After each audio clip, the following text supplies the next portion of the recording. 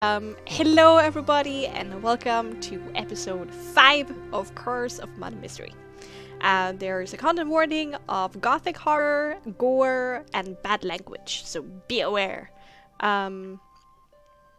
We have a cast of wonderful players with us today. We have Nix Navarre, the Vistani, Bard Tiefling, say hello. Oh, played by Hello. Adrian. Yeah, that's his voice. We have Krakas, the Gnome Ranger, played by Sean. Hello. Happy New Year! Lady Lyria, the half elven Magus, played by Julie. Say hi. Hello.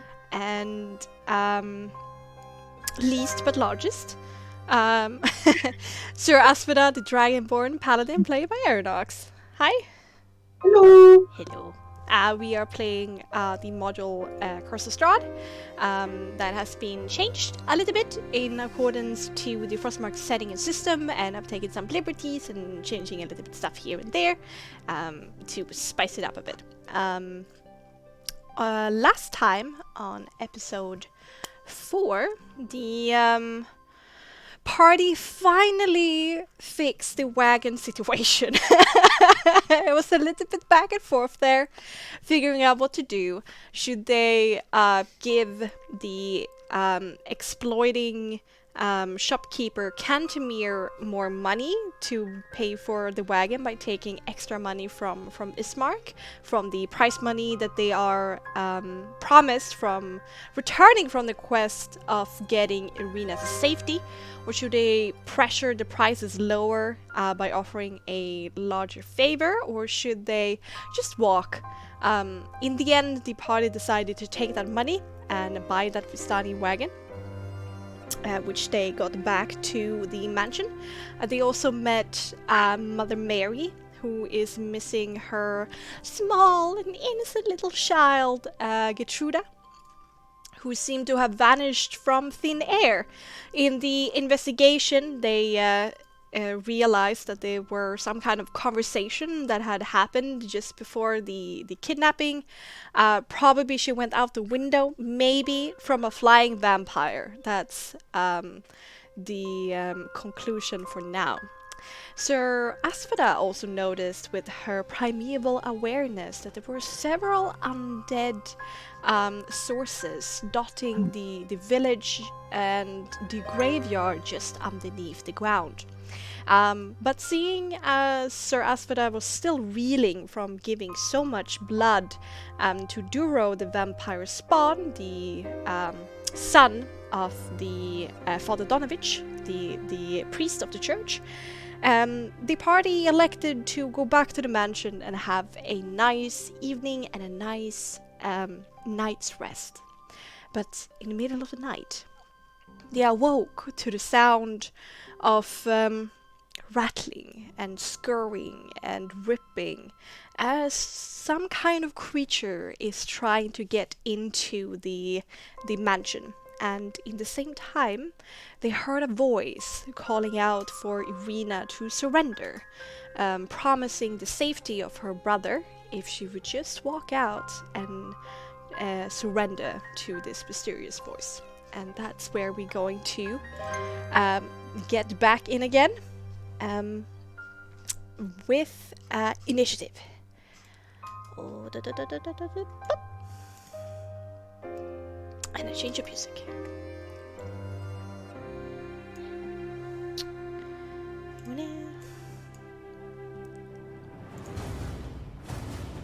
Alright. Let's get the this out. Look. Do 16. Makes her move. And I'm gonna. Damn. Ooh, not 20 for the gnome. Damn. Wait, aren't you like a +2 as well? 22? Yeah, it should I be think I'm 20. happy with this regardless. As you can roll twice because you do have advantage, but Ah, I forget these things. It's been so Double long. initiative. Oh, it's fine. I would live with this initiative. I have no issue. Okay. Crocus is he's just having a mild stroke. Ignore him. Alright. You've added me twice, Bexxy. Oh, I'm sorry for that. Blip.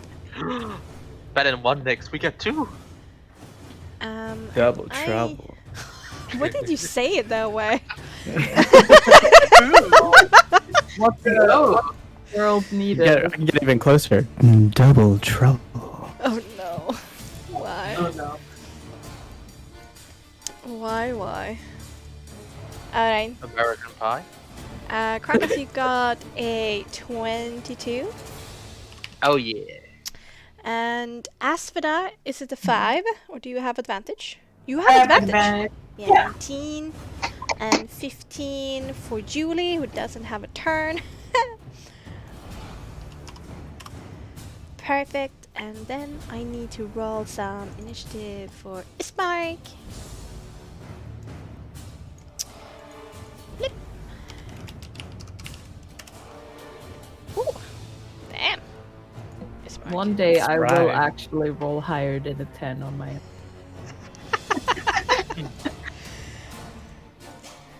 One day. Oh, they had the same. Should have played a gobbo. That's what I'm gonna say. Alright, and descending, and I am going to roll secret for the enemy. Because I don't want you to know what it is yet.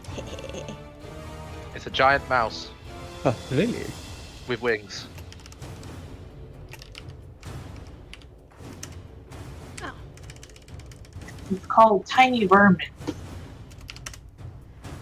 oh, okay.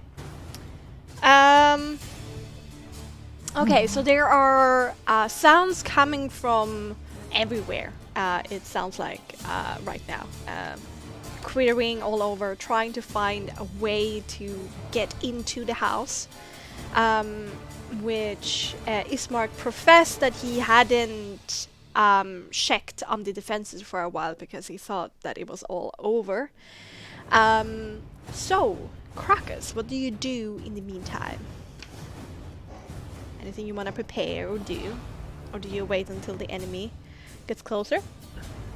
Honestly, I'm just waiting with a bow, so that's not much to say, not much to do. Hey, do you want to hold your action in case something comes into range of your bow? Oh yeah. I'm ready. I'm snapping.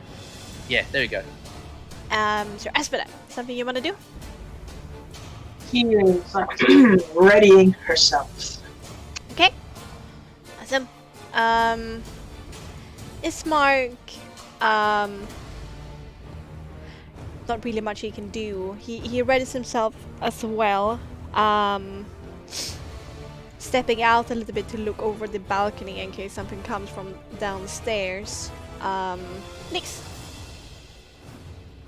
Can I use my action to make a perception check to see if, or hear if any louder noises are coming from a particular part of the house? Sure. Let's make a perception with intelligence.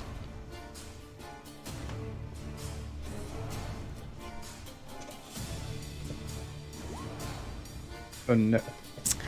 It's a little bit hard. Like they seem to be walking over the walls, and moving about. It's a little bit hard to really pinpoint where exactly they will find a place in. Eliria? Can I use my movement to Oh yeah. Sorry. move? Yeah, of course. I want to move closer to Asphodel. Makes sense. All right, Julie. What you gonna do? Scared. Eliria will draw her rapier, but in her other hand, she'll just ready a firebolt. Okay. Yeah, because you're a warcaster. Perfect. All right. No, I'm not. Do I need Warcaster for that? Otherwise, she's just gonna ready her rapier. Oh no, right. You're reading an action, not a reaction. So yeah, it works. It works with the fireball. Yeah. It's warcaster allows you to cast magic as a reaction. Okay. Irina is gonna call out over the balcony to Nyx, and she's gonna say, "You can do this, Nyx. I believe in you." And you are going to receive inspiration. Ooh. What guidance? Okay. uh, Irina the bard. Bardic got it. inspiration? yeah. 1d6. Sweet. Krakus. No, it's my turn, actually. Wood splinters in several areas of the house, and there are sounds of something entering over there in the main hall and behind you all in the house over there. So I will consider breaking in, takes an action, and then they will only have their movement left. And behind Irina is Mark and Julie, who notice it first. A flying purple spined creature with a mouth full of vicious teeth and a forked weapon enter into the room, screeching loudly at you. One comes in over here. Behind the Krakus, and from downstairs, 3 of them fly up in your eye height. That's how far they can go. We have a readied action from Krakus first. Who do you want to shoot at? I want to go for the one in the center because they're clearly the ringleader. Okay, sure. Target the one over here. I am contemplating using something I haven't used yet. Do they count as animals? No, Oh, that's I mean- disappointing. they're clearly not animal. It's a little bit too much like red eyes and I don't know, demon-looking creature. Oh my! I'm trying to find something. Oh, here it is. La di da di da di da di da di da. You roll with the plus Da-di-da-di-da. 6 to hit. Oh no, it's not that. Why is it +6? It should be +4 unless they're my prey, right? You have a plus 2 because of your archery fighting style. Oh, I'm a dumbass. Thank you. You roll I with thought you the finally plus 8 figured it out. against animals. Oh, that was it. I wanted to apply my sharpshooter Okay, ability, so you do which is a minus 5. -5. Yeah, so in total you roll with a plus 1. Oh. What? 18, Nice. that does indeed hit. Let's go. Yay! So that's +10 to the attack, to the normal Yes. attack damage. Yeah, but it deals the same damage as your bow.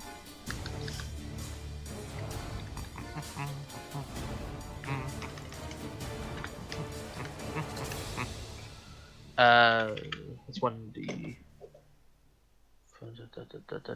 We didn't do any fighting last time. I'm sorry, I don't remember. It's okay. Roll. And you have a 1d6 plus 2 and then plus 10. Oh, I was just trying to find it on the page. Okay. Oh, there it is. 1d6 plus 10. La la la la. Hey! 13 damage. That's a really sad damage roll. The arrow flies and embeds itself in the upper shoulder of this demon-like creature, but it does less damage than what you think it would. Oh my.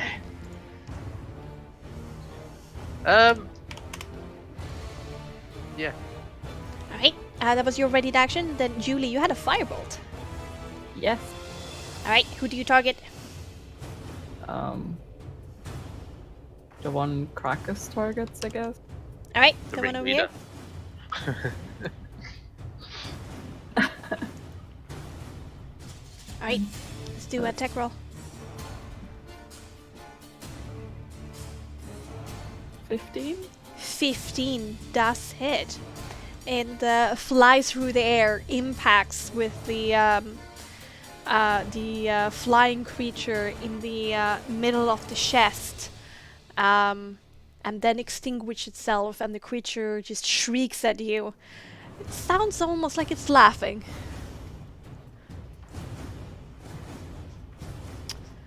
Alright, top of the round. It didn't hurt it at all, did it? No, Immune to fire. you defy. Top Look, of the I haven't round. Time Ladies. or money to pick up a crossbow yet. It's okay. Krakus. Okay. Is there possible? Yeah. I'm just gonna go again with the bow throwing action. Okay. Which means to fire the bow rather your than bow. throw at the enemy. Alright, do Are you you sure? target the same creature? Absolutely. The ringleader will go down. Alright. So we go back to.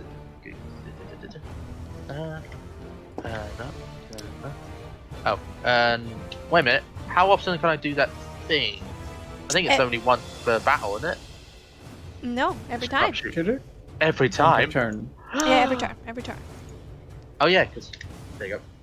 Ah! It misses. This arrow flies wide, Sally. Alright. So There's a crooked arrow. and you wanna stand there and no bonus action?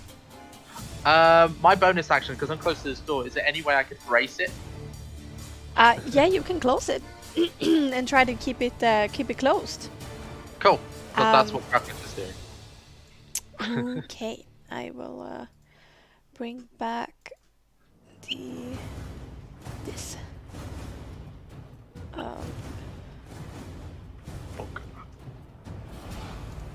Then you need to move up to the door. Oh. Eh. Yeah, good job. All right, now, Sir Asphodel, what do you want to do? Oh no, my. Hold on!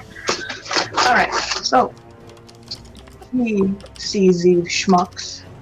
She running. She gonna move, plant herself right here.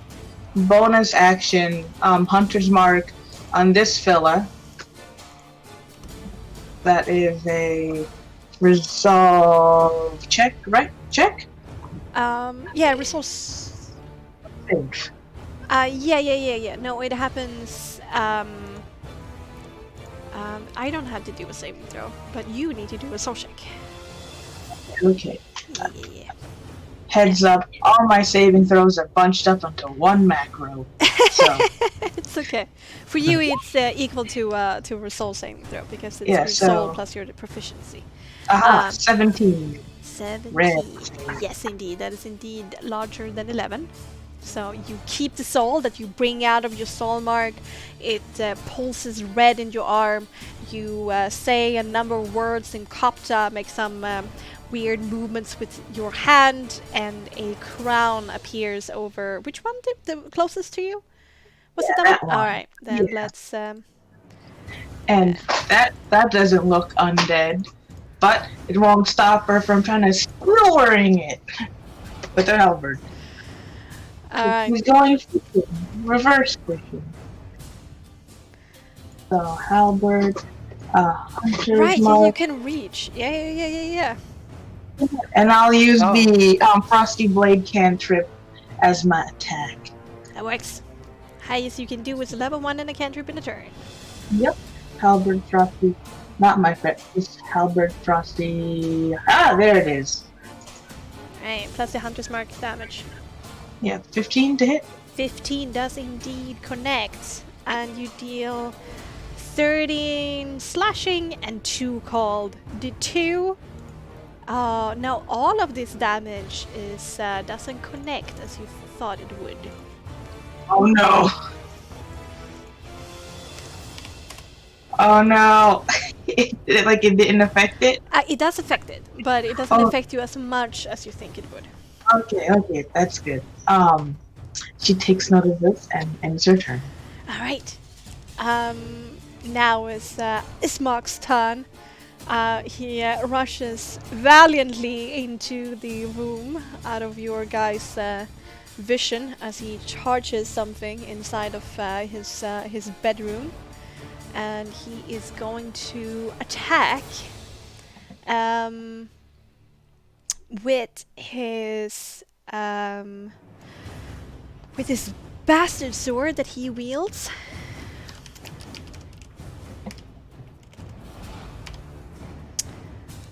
Wait. Nice. No! You can hear the sounds of clags as his sword goes wide into the wood, and there's a loud curse. Immediately afterwards, he quickens up his movements and do an action surge so he can attack again. And he goes wide again! No!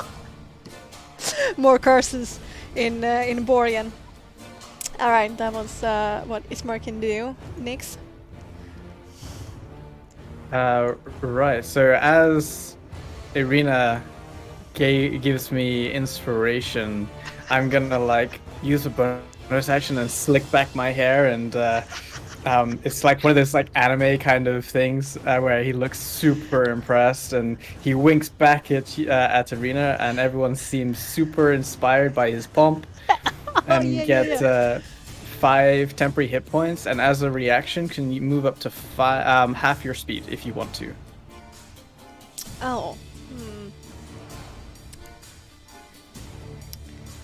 So everybody in the hallway area? Everyone who I can see and who can see me.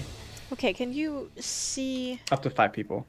Oh, it's very faint, but both you and Ismark can see each other.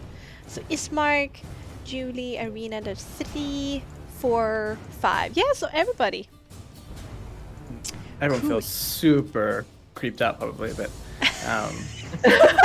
Because he's like half naked, just like wearing his cloak. Oh no. Oh no. It billows out, and like his junk is covered by the railing, kind of like an Austin Powers movie. I feel like what you get from Eliria and Asphodel both is like a face bomb again. It's a mixed feeling. It's like, in my head, it's like, what is this? Is this a amazing? Yeah, well, you think like Nyx is super confident to be burying himself like this, so you should be confident. Oh yeah, okay. Nothing shall harm Nyx and his young today, then nothing can harm his friends, I guess. And I'll use my action to like look down at the ringleader and give Krakus a wink and saying, "He does go down." And I will like give like a finger guns, and my tattoo, my mark lights up, and his eyes flash just like a golden color as he fires a guiding bolt at it. Nice. Alright, let's make an attack roll. Also that movement, does it trigger attacks of opportunity? No. Oh, it doesn't. Okay, so Ismark will move actually. Wait, 1, 2, 3. Yeah, it makes it past the door. Cool. Then You can move Julie if you want to. Krakus, you can move if you want, as well as Asphodel. Ooh, move. Half your movement Yeah. for free. She moved this way to make it a little bit more inconvenient for that guy. Alright. So I'm giving Eliria will. Alright, let's make an attack roll with that guiding bolt. 7. Holy shit. Oh, Jesus Christ! An 18 to hit. Yeah, it hits his target.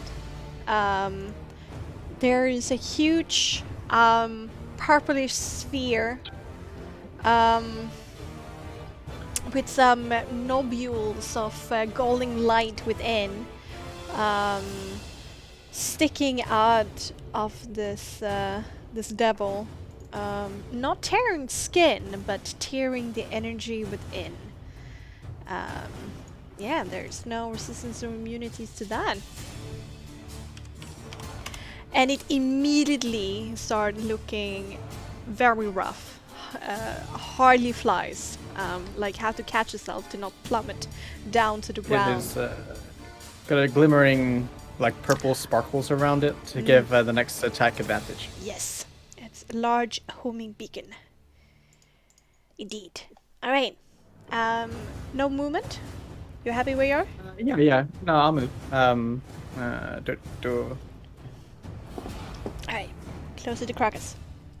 The dynamic duo Yeah. that you are. All right, Eliria, what do you want to do? As a bonus action, I would like to give myself +2 AC. You're activating a soul weapon ability. Yes. Indeed. Like a little, like shimmering around you, a little bit like mage armor, I guess. Yeah, something like that. All right, where do you want to go? What do you want to do? And she's just I mean, I'm sort of like she's just gonna stay where she is. Mhm. And if I can, she's gonna like attack whenever something gets close enough. Okay. So you're ready in action. Absolutely. Okay. Arena sees what Krakus is doing over the railing, and she hastily closes the doors as well, and says, "Help me! Keep it out!"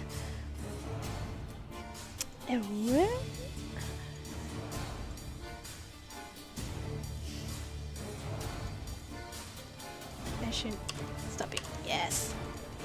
Good. Good. So she does that with her action, bracing against the door. Okay, now I'm going to add these bad boys. They got that. They should be right there. So we have some ranged attacks here in the middle first. This one does not like Nyx at all. That hurt, and it will get this revenge. Let's see. That's what he thinks. It is Bring it on. gonna fly up. Yeah. Gonna fly up here. Maybe one step back. Yeah, right there. And they're gonna attack you twice, sending spikes from his tail your way. Once and twice.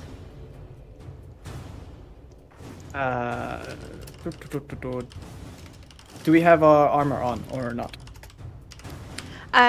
You, since you were in the effects of the pie, did not have the time setting. Okay, perfect. One hits. The first one hits. First one hits. Alright. Then I am going to deal.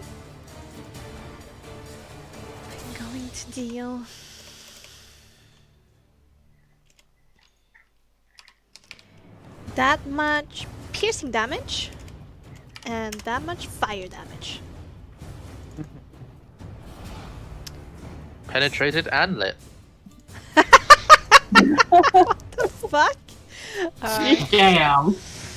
A little like needle, well, a large needle embedded itself in like above your collarbone and stings as it's hot to your flesh, singes it a bit.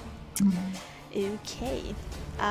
This one. Wait, fire damage? Don't I have resistance to fire damage? For the tiefling? Or is that not part of Frostmark? Have poison resistance because of your bacillus. Poison. This one is going to attack Aspida with two other flying spikes. Oh jeez. Oh, that's a hitter. Both Oh hits, boy. and one's a crit, I presume. Mhm. Oh no. Okay, so I need to calculate this. So that's... Yeah, and then plus... Uh-huh. Oh no, this is gonna hurt. Oh boy. 28 in total. Oh, thank you for the temp HP. See, you're not complaining about naked nicks now. The dong saves you. Oh, don't say it like that. This one flies up and is about to aim towards the siblings, but then changes its target towards Julie. Oh Jesus! Do I just roll Yeah. great? Do The both rolls hit? are good. Yeah. 14. And these buggers are gonna move up to the door. Arena and Ismark feels like a rattling behind them, but since there are two of them there, they will roll with advantage to keep the thing in. So we just do a opposed brawn check. So this is the creature. Oh, okay. Yeah, this won't be a better. problem. This won't be a problem. Watch 2 nat ones. Okay. Okay, 15. Yeah. Ismark and Arena keeps it in. And then Krakus. Krakus. A creature is moving up to the door and trying to shake it open. Could try and knock first, couldn't it? No. A 10. A 10. Do I roll a response? Do Yeah, I? you do. A brawn check. How about cunning? Okay, how do you solve the situation with cunning? I Tell me. outsmart it by like changing the force. No, I got nothing. Outsmart the door. Alright. Outsmart the hinted, so. Right, Then, so is it +2? Would it be a +6 proficiency or? No, this is just a brawn check. So you just use your modifier for your brawn, which is 0. Okay. Ah! You What? just do a slash. Dash. Oh my or use God. the dash. Oh, Yes, you keep it in. Nice. I like to think that he flexes his biceps. He's like, "Urgh, you will not proceed. All right. Okay. Good little note.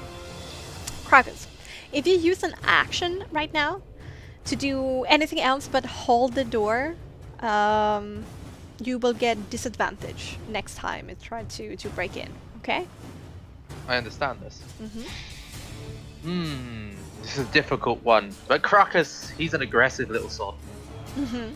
Okay. Right, so we're going to do that same stuff again, and we're going to go and target the ringleader, who was very kind enough to shoot Nyx. Alright. You roll with advantage. Yep, indeed you do.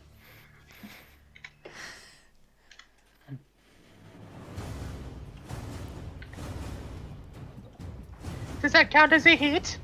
15 does indeed hit. And you roll with a +10. +10. And the Flapping +2? its wings Or not? weakly. No. Yeah, and the +2. The 10 is the normal roll, 1d6 +2. And then the sharp feature adds a 10 on top of the damage.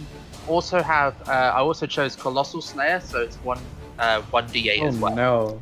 Okay. You've probably got Pressure like me. 1 health. That was kinda needed.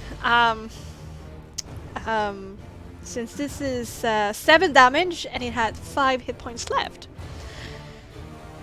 So an elegant arrow flies through the air and hits the creature straight in between his eyes, and it just dingles to the ground, which is just one small twitch, and then it's out, turning into ash and Give a brimstone thumbs up to as it Crackers. disappears. Now they should leave, but we killed the ringleader.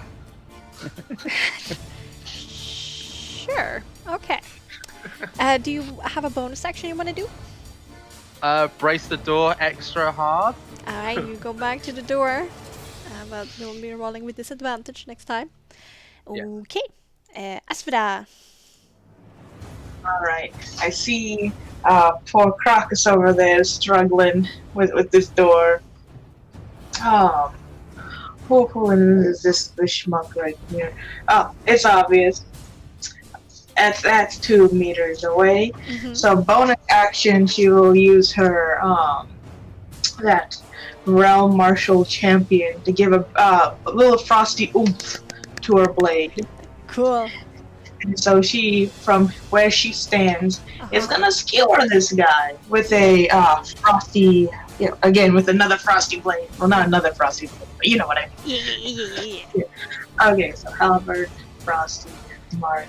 Okay. Roll, then if you hit, roll the force damage on its own. Yes, indeed. Number frosty creatures. Okay, blah, blah, blah. Oh no! No! I don't even need to do roll it. It's just gonna miss. Okay, it's okay.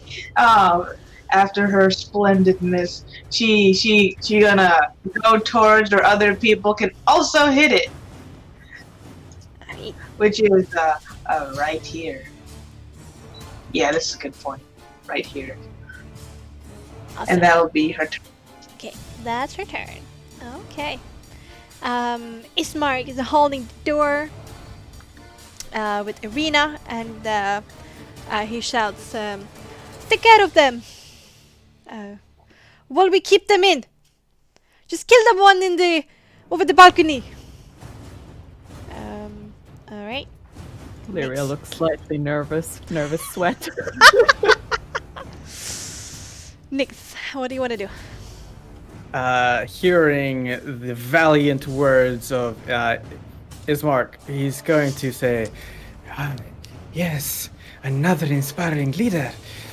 And he will once again channel his soul mark, and it grows celestial golden again. And as he points out his finger, the light grows a little bit larger than before, and he will use a sorcery point to twin guiding bolts to each of these. Okay, cool. Oh, Damn. Extra brilliant light. Indeed shines. Then let's do attack rolls then. Yeah. First one. It's a natural 20. Alright, that's the first one over here. And then the So second I need to actually double that damage, I think, because it doesn't have crit. So it's 16 times 2. Holy shit! Okay. This one just flies to the floor and just erupted in a holy flame and is just jeeted out of this existence. Okay? And then the other one goes after his brother. 24 to hit that one. Yeah, that also hits. Damn, what a display of magical might. Definitely takes some hurt, but it's still flying, screeching. Pretty angry I now. have to use a soul check, right? Yes, you do. Yes, you do. 5 plus 2, that's 7, plus your spellcasting modifier. Oh, spellcasting modifier is plus. God, it's all the way down here. Plus 6. Oh, it's So 4 plus it'll 2 be in plus total. 8. Okay, yeah. So 5 plus 6 is 11. That's just enough. Whew. In the intense moment that this casting was, you almost lost focus of the soul, but in the last moment you reclaimed control of it. All right. Really good turn. it's not done. Bonus action. Uh-huh. I'm gonna look over to Asphodel and like blow my finger and say, "Now your turn," and give her a bardic inspiration. She looks at this gesture is like, wow, your lips are very malleable. Didn't know that they could move like that. Okay. All right. Horrifying. All right, Eliria, in your cold sweat. What you Yeah, gonna do? Okay, I hope I did nothing wrong, and this actually is how like buying spell and shit works. But she is going to put away her rapier, Mm-hmm. and in her soul mark lights up, and in her other hand forms this shadowy blade. Oh. All I right. would like shadow blade. Okay. So the soul that you bring out forms into the shadowy blade. Ooh. And it's extra. It's a little bit different in how it looks than what you used to. Well, you never cast this before, so you don't know what it usually looks like. But it has a certain spectral quality to it. Like the hilt that you're holding is basically a bone. Oh god. Yeah. Okay. Okay, Holding and a bone. my soul thingy, right? Yeah. That should be a +5. It's basically like a large bone with some shadowy energy around it. Yeah, it is. That's slightly weird. 23. Yeah, you make it.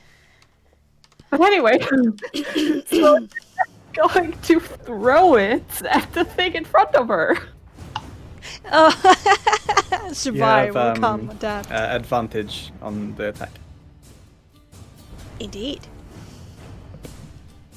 Throw an imp It's just above. no icon. Oh yeah. But it will disappear now. As you make your take. By icons.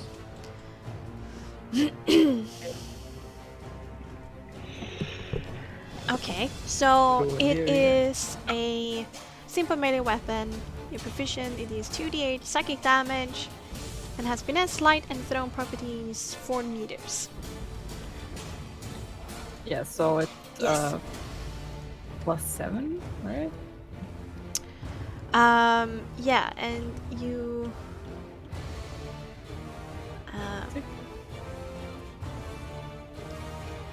Also, when you use this sword to attack a target in dim light or darkness, you may attack roll with advantage, but you already have advantage, Yeah. so. I already have advantage. Oh, 13 and 14. Yes. Okay. The hilt embeds itself.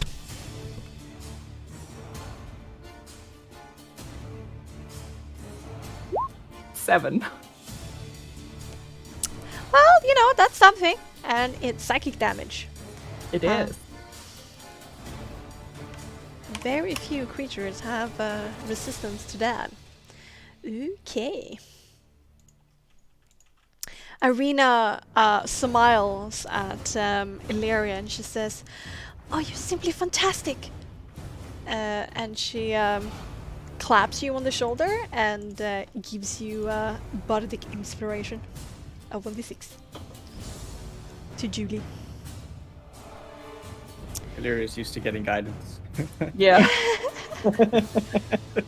Oh wait, where did these go? Oh, that's because I removed the token. Oh, yeah, right. Need to keep them. Okay, and that's Irina. Okay, back to these creatures. This has hurt a lot, but it's on a mission that isn't its own. And seeing that Julie hurt it last, we're gonna go with 2 attacks against you.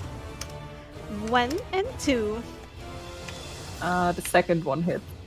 Second one hits. Amos. Hiya. 7 damage. Okay. And then it's gonna hover a little bit back. A little bit uncertain about itself. Then inside here, we have a spined devil trying to get out. Rolling a 13 against Ismark's 4.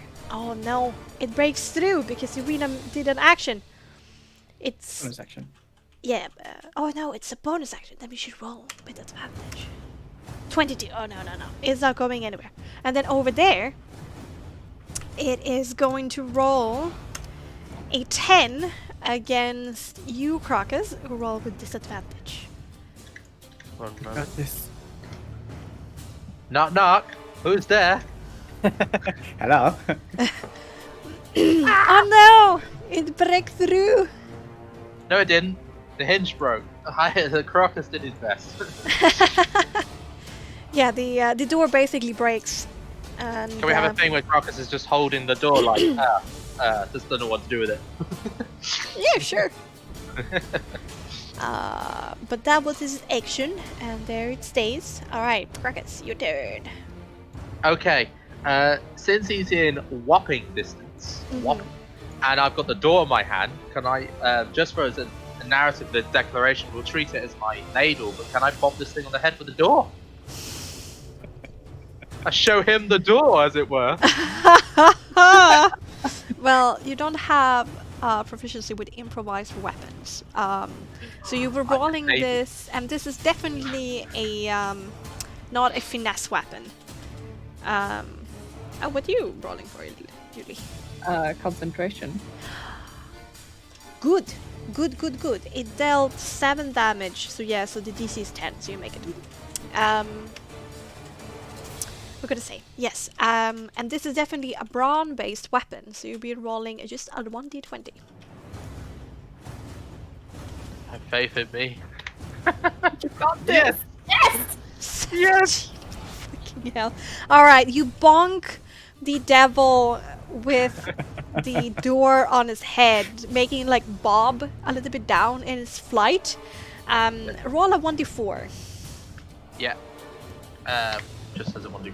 Yeah, because you don't have any extra to brawn. Oh! No. You deal 2 damage. Bonk! And he looks very confused at you. So that's what you Okay. get. Equivalent of a rolled up newspaper. No. And it makes a, a what sound. What? I like to think that it's just like he's wearing the door right now. It's just like, what? But you are very slowed down. It's heavy. Like, you are over encumbered right now. Aspida. I broke through the door. He bonked it. Okay. And the door is in pieces right now, right? Yeah, Yeah, it's, bent and broken. it's an X door. X door. Alright. She sees this bonus action move that Hunter's Mark onto this guy. Slap it right on him. Okay. And she's gonna, ignoring now Nyx's weird lip movements, she's gonna go out of the way. Kind of like getting past him. At least she isn't irritated by the visage.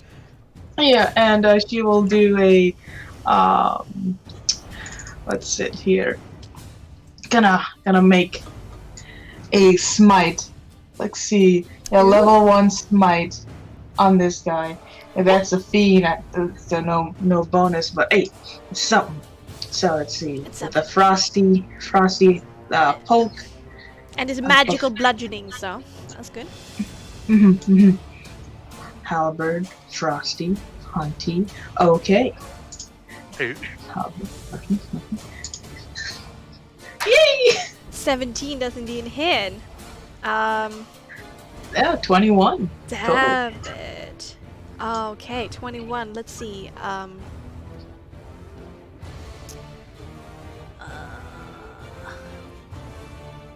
Oh, and +5. I almost forgot. So 21 plus 5 with the Yes. smite Yes, is 26. Yay! Yeah, so 21 So take that much amount of damage. Okay, it's looking hurt. Not rough, but it's looking hurt.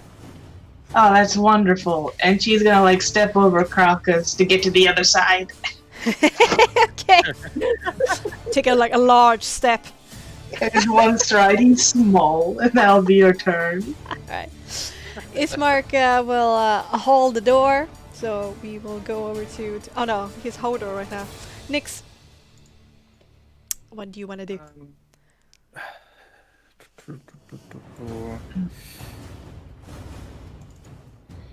He will notice how Asphodel is like pretty banged up from a pretty brutal hit earlier. And he will use his bonus action to cast Healing Word on her as she passes by him. Okay. Like a nice like brush up against her, and she feels a little good and tingly about passing Nick. Oh no! Oh no! Lovely. Oh. See, that's the bad tingles right there. I'm gonna add my the bardic inspiration from Irina will also Ooh. get added to that. Alright. So you're 1d6 from her. Okay, so 7 7 healing. in total. And let's also make a soul check. Yes. It is a level 1 spell. 14, yes. You make it. Okay, and as your And action. action, I will look over at this one here that is still engaged with Julie. Eliria, and yeah, I will like look over at it and like click my fingers, and some golden light crashes down on top of it as he casts Sacred Flame. Ooh. So I need Make to a do dex save. a dex save. Yeah.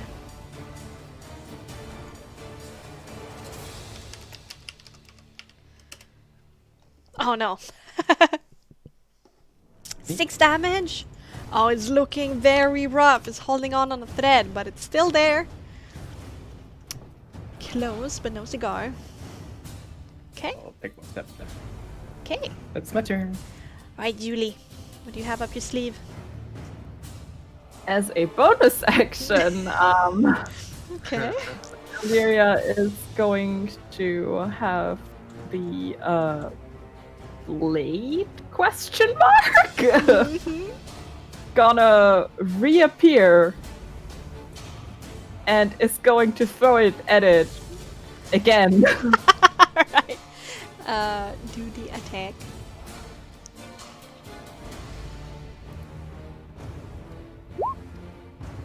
I still have bardic inspiration. Wait, how's the light in? Yeah, you roll with advantage because it's in the middle of the night and all of you have Nice. 23. Nice. Damn. Let's roll the damage. Oh, wait, no. You are outside of the range. No, it's 4 meters. Exactly. No? 4 meters. Oh my god. Okay, okay. Get Then roll boned. 2d8. You can do it. Roll 2d8. 7. Oh! And the shadowy blade cuts it down. It falls down on the ground. Nice. Okay. You want to say where you are?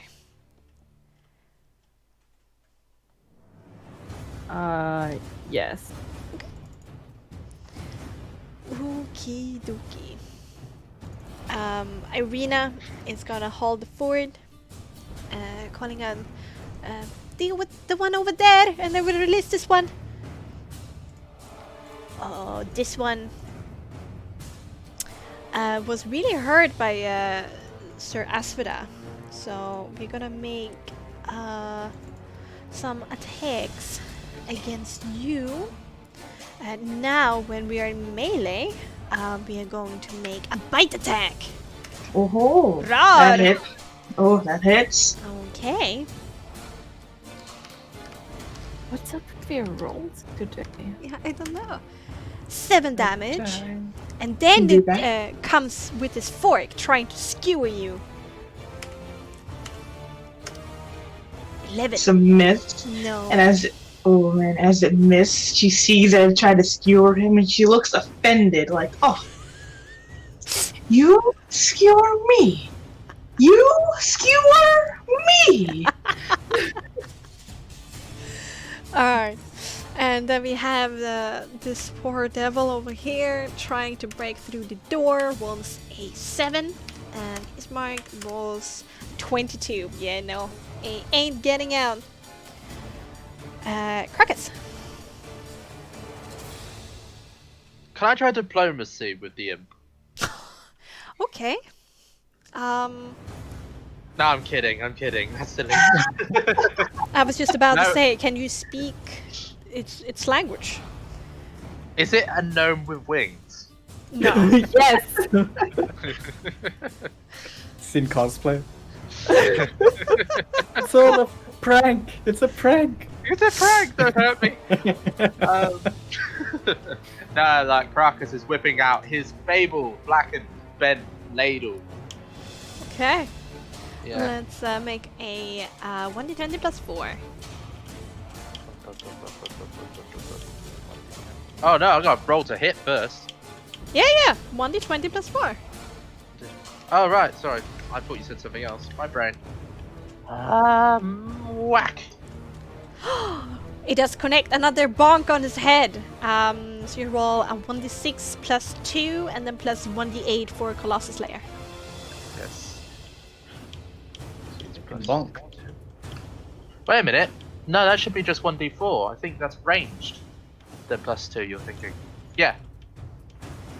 Yeah, your ladle equals a club. A one-handed Yeah. club. Bonus attack. Yeah, it should be only 1d4, I think. Okay. I know I'm sabotaging myself, but I have to. For the greater good. Alright. Eat ladle. Yeah, Oh. it's 1d4. 7 damage. I hit him in the shin. Okay. It makes this really high-pitched noise of pain, but it it doesn't affect it more than just hurt, like hurts it in soul. Because of the reverb from it. Boing! Boing! Alright, Terasvidam, are you gonna show how you skewer something? Yes, she will. Show how it's done? Yeah, she's gonna show it how it's done. Yeah.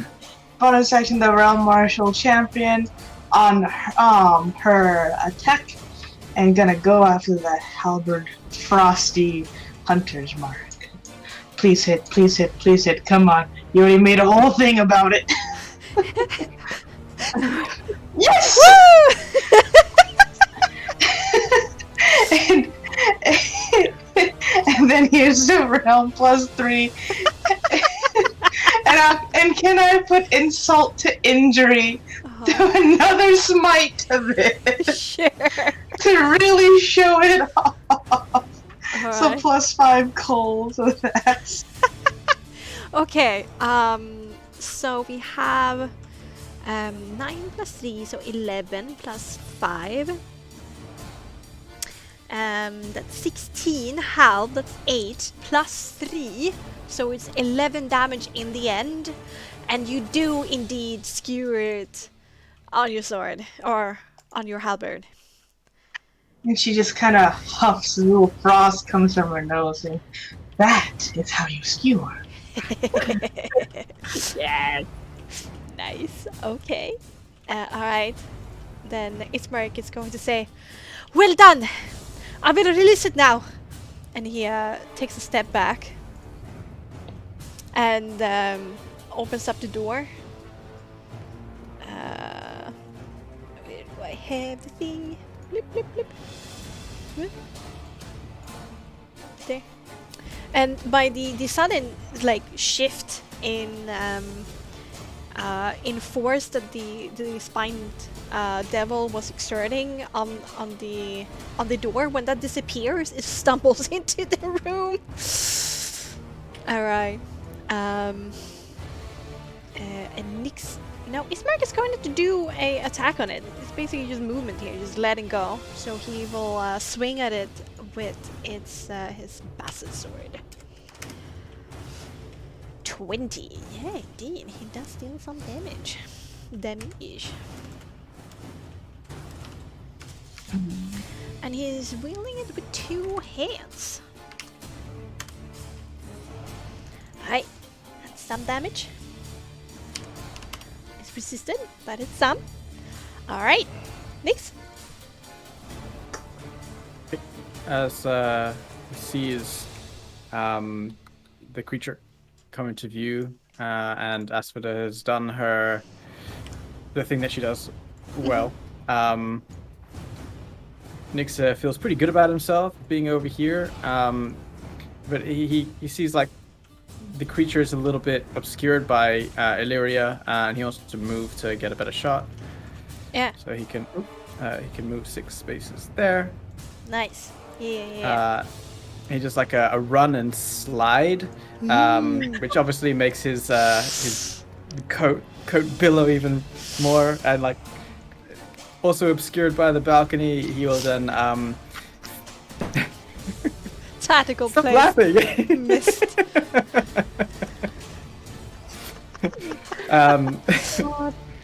He's gonna channel once more through his soul mark. Using a 2nd level spell slot, he will cast Guiding Bolt at the creature. Okay. Let's make an attack roll.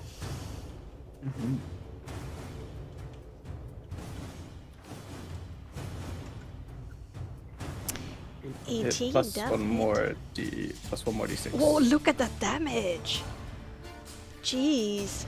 Oh, Oh, fuck! another six. Oh god. Holy It looks shit! so awesome. It looks super awesome. Roll a soul check just quickly against DC 12. Oh, but the all of the dramatics, the theatrics, made you lose your attention to the soul, and it disappears. But that guiding bolt flies over the balcony and embeds itself into the creature, and it just makes a jelps, like a surprised jelp sound, and disappears in brimstone and smoke. Jump. What a finishing move! Yeah. And then the sounds of the night return.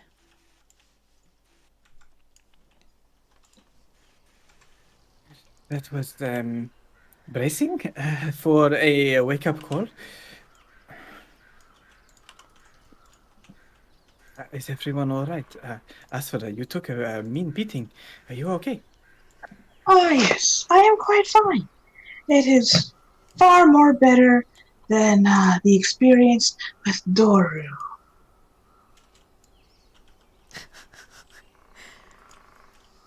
I would think so, indeed. That's good to Seems hear. And, like and that. everyone else, Krakus? Krakus is more interested in the bodies right now. He's just poking at it. A bit loud. Or something like that. Interesting. Sure. Well, Nyx is too, since they were speaking Infernal. Plus, souls. Yeah. They are in the little heaps of ash that linger at every place. There were, let's see, 1, 2, 3, 4, 5 heaps of ash here. You can extract a soul and indeed some demon powder.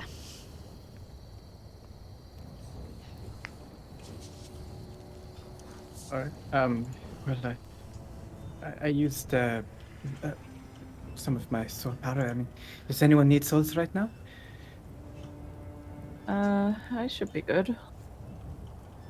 I'm quite fine, thank you. Very well. Nyx will then go around and just like start decimating the corpses by like scattering the ashes, spitting on them. So you call yourself an infernal creature. But before you go doing that, Mhm. can I have Krakus carve some of the creatures open so we can get some ingredients? That's Yeah. okay. There is demon powder times 5. Oh, okay. That's fine. Oh right, I forgot that there's soul rituals. Oh, that's what you mean. I thought like Nick had like a bag of soul powder, like powdered souls, and he just eats and something. No, Oh, that's what he meant. we are Yeah. just collecting souls for shits and giggles. I I need don't know. things. Being the major soul spellcaster, I need souls. Yeah. Can't Yeah, cast a it's second alright, level you spell can have slot right those. now. I mean, I'll take the next one. Well, there's 5. Asuna will take the one she showed that she skewered after Krakus does his harvesting. All right. Yeah. So that you have. Oh, I'm sorry. You have 5 devil powders. And the power of the souls that you collect. Let's see. They are CR3 and they're Enna. Bidoop. Oh, quickly interject. I'm just gonna run to the toilet. Oh yeah, of course. Okay. I'll be back. You'll be back. Yeah, 1 soul power each for these. As I thought.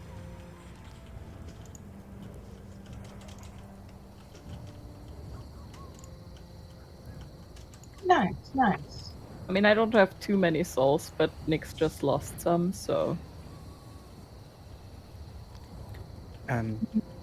Well, I lost one second tier soul during my very energetic Oh yeah, running now that and I think shooting. about it, how about you put on some pants? Right. Good idea. And next we'll Oh, disappear my God. into the Are you into his showing- room to go. How it looked to Sean, so you can see it's not a gnome. Oh, Sean is at the toilet. I'm sorry. For nobody. Okay, Nix goes to the bedroom and dresses in pants. Does he close Nick's the like- jacket he has around him, or does he let his chisel abs just glisten? Oh, yeah, his chiseled abs hacking glisten in sweat, I guess. He just put on pants. He hasn't put on anything else. He hasn't Yeah. put on his chain armor. Nice. Look, all Eliria Right. asked for were pants. Like Elisa. Just immediately, like, Nyx does, like, the epic finishing move, and Illyria's just like, can you please put on some pants? Oh my gosh. Now Asuna Puts on like a thong.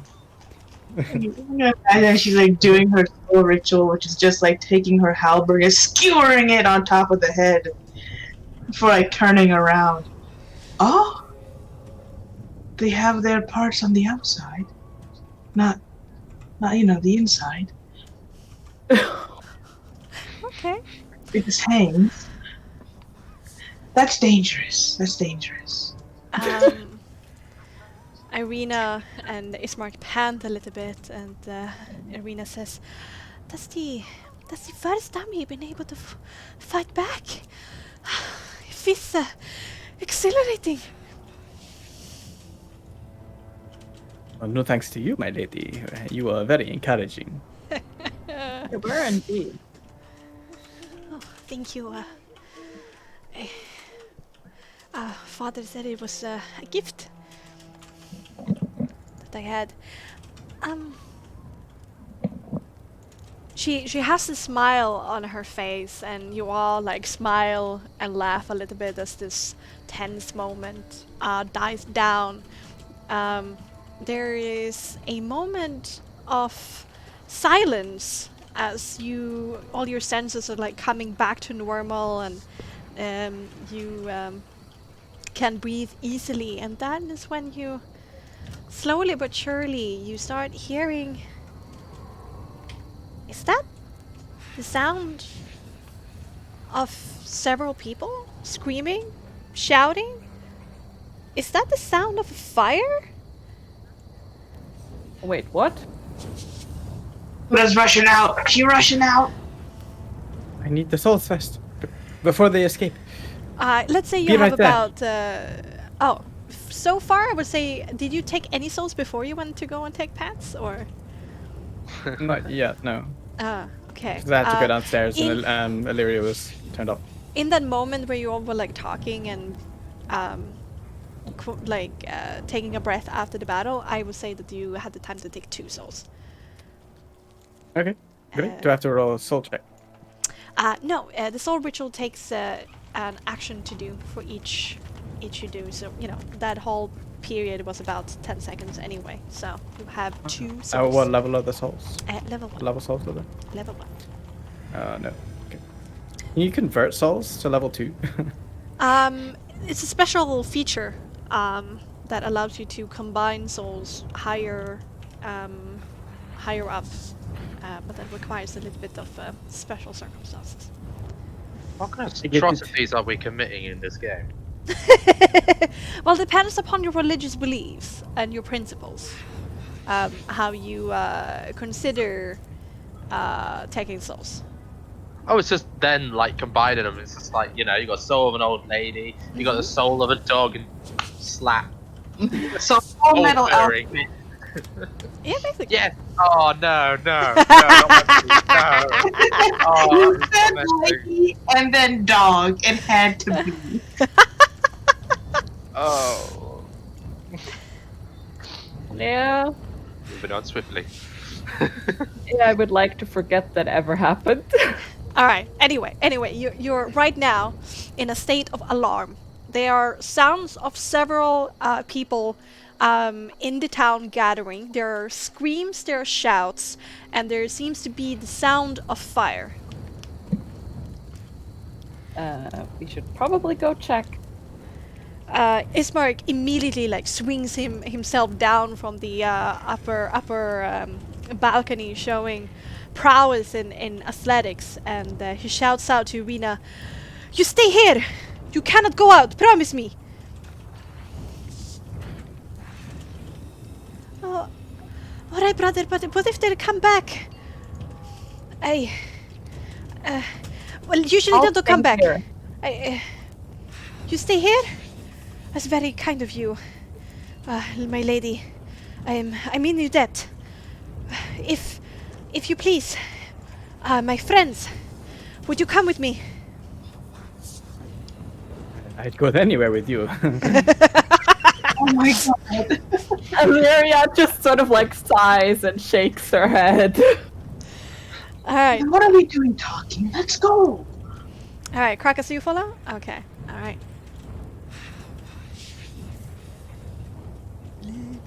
We shall change station. We shall go over here. Oh, that's a lot of tokens.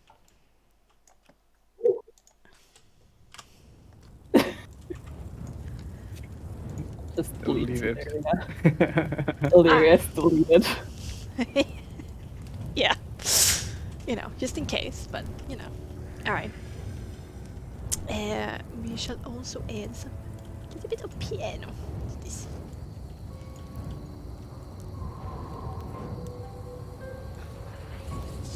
Let's.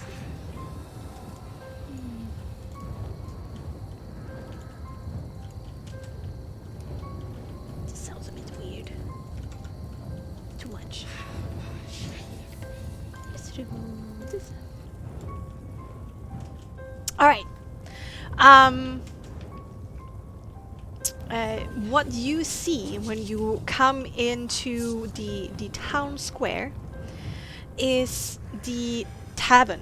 The blood on the wine is up in roaring flames. There is a huge crowd of Barovians that have either curious to have come here to see what's going on. Or they're shouting at each other in confusion. There seems to have been what seemed to be some buckets going in from hand to hand towards the tavern, but for some reason they're just staring and have stopped whatever they're doing.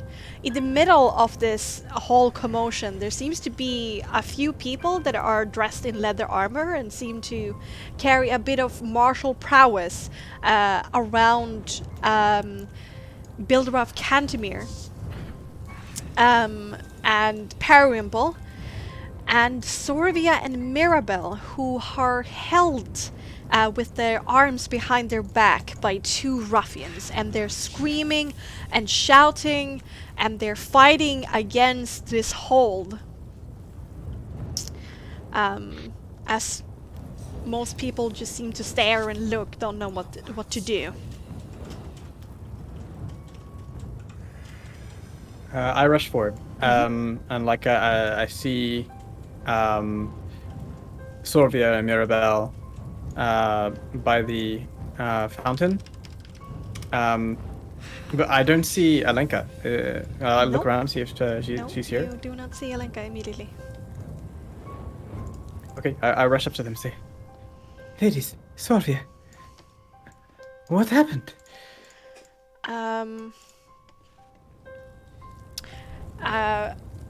Sorvia is immediately about to take the words. There is tears all over her face, and there's an angry look in her eyes. But immediately Cantemir starts speaking. We don't want their kind here. They are thieves, liars, and charlatans, all of them. You're their kind. Yes, They're you're kind. kind. And he I'm just gonna points. go up to him and slap him. That Ooh. that won't be allowed. As Eliria to start moving up to him, there will be this like man who comes in and like interjects so you can't reach. Can I interject the interjecting man? You really want to slap him, you know? All right. I'm so sad Eliria isn't here to Oh, see yeah, I this. would like to interject the interjecting man. Oh, it's a kerfuffle. Well, then Periwinkle is there as well, interjecting Asphodel. I hope you are known. Interjecting me who's interjecting him. Melee counterspell.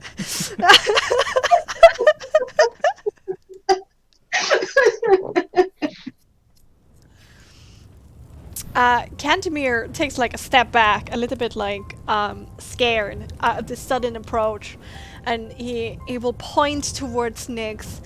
That one destroyed wares in my shop as he threatened me to give him things for free, claiming that as a Vistani he has the right to it, not like us, hard-working Barovians who toil and suffer whilst the Vistani frolic around in Barovia, treating it as their playing ground, whilst they can leave whatever they want to, and not sharing these secrets with us.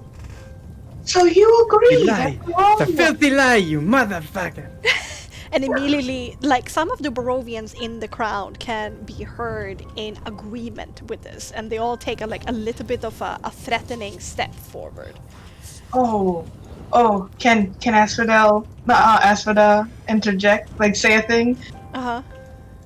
She hollers out. Sorcery Oh! direction. Counterspell. So you agree that the hard-working people of Barovia do their damnedest to work and get the coin they need to survive, but you abuse them by putting your wares at astronomically high prices. They deserve better, and you exploit their hard-working manner. I do what I must, outsider. The funds that I have collected all go to making sure that this village actually prospers. The burgomaster does not help at all. And he points Where towards is the this man. prosperity then? If this place prospers, why do the people still work and toil? Because I'm not allowed to do any changes because of the burgomaster, because I don't have the power. And yet he does nothing with it. The burgomaster can't do anything either due to you. There's a bit of a shouting now, like back and forth. If there's some other voices, you know, coming in and like shouting their own opinion upon things. And then somebody at some point mentions Arena, and immediately the topic in the crowd changes to, "What about Arena? The devil wants a girl. She brings misfortune to us all. You heard the voice. We must give her. We do not want to end up like Beres." And immediately Ismark looks very scared, and he like immediately tries to, like, he raises his hands and like trying to calm down the crowd. "Let's calm down, everybody. We can talk about this. Why not we continue doing the buckets and get this fire under control?" But it's a little bit hard for him to be heard because there's shouting going in every direction. Asphodel will use her breath weapon to point it, like crane her neck towards the air and release it to gather everybody's attention. As Aspha does that, Nyx wants to try and like get around to the sisters and say like, but this asshole clearly is not making things easier. But where is Elenka? They turn to you with sorrowful eyes, and they say, "She ran in again. She hasn't come out." Nyx looks towards the inn. He like fixing to run in. Okay, do you not care about the state of the tavern, or is there some No, part I at the mean back of your he's mind? making an objective like view of like, I mean his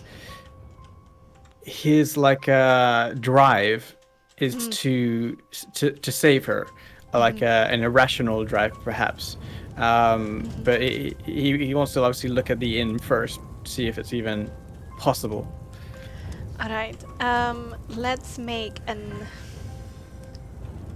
No, doesn't even require a roll. This is just basic instinct. It looks very much aflame. Smoke billowing out. The fire seems to have taken hold of almost the whole thing. Open flame that have exploded the windows, and there's flames licking out from them and up, curling up above the building. There's roof that has caved in, where there's more flames coming up out of, and it's hard to stand closer than what you are to the fire because of the man. sheer heat that is in your face. Nyx like puts on like this well, on his face you can clearly see anguish and sorrow as he like starts to like cry. He's like, no, you did this, it was you, pointing at Cantemir. Cantemir only How dare you? shrugs and crosses his arms. "She had plenty of time to leave the tavern as it went up in flames. She was the first one out, but she ran back into her doom. It's not my fault." And then Mirabelle immediately shouts back, "She ran back in to get me, you asshole!"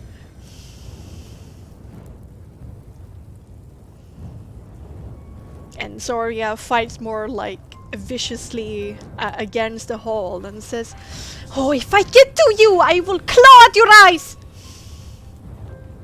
Like, where? They're gonna like scream at him and like almost like the crowd as well and say like, you set the fire and you killed one of my people. What is stopping him from doing this to anyone else of your stores? Your lives, your very lives are in danger just by having him around.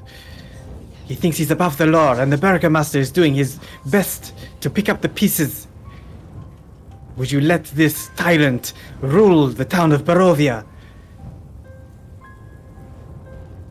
People, look around a little bit uncertain to themselves, and but Cantemir quickly rebuttals, "It is you who has brought this misfortune to us! A Barovian should have owned that tavern, not outsiders, and especially not Vistani." And he says that and like spits to the side. "You murderous thieves! Manipulators! All of you! There's no shred of dignity in your bodies!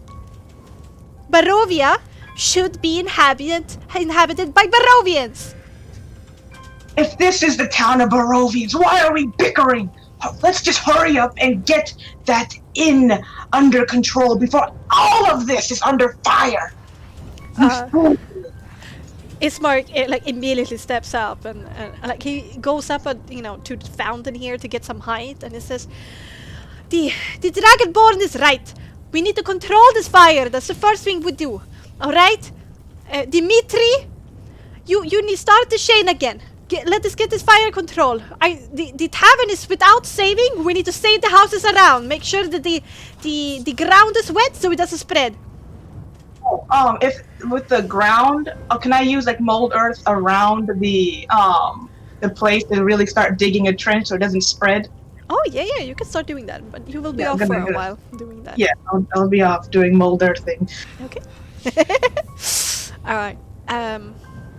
And then he looks over to Cantemir Ismark, and he says, "Did you really think that you could get away with this? This fire didn't start on its own."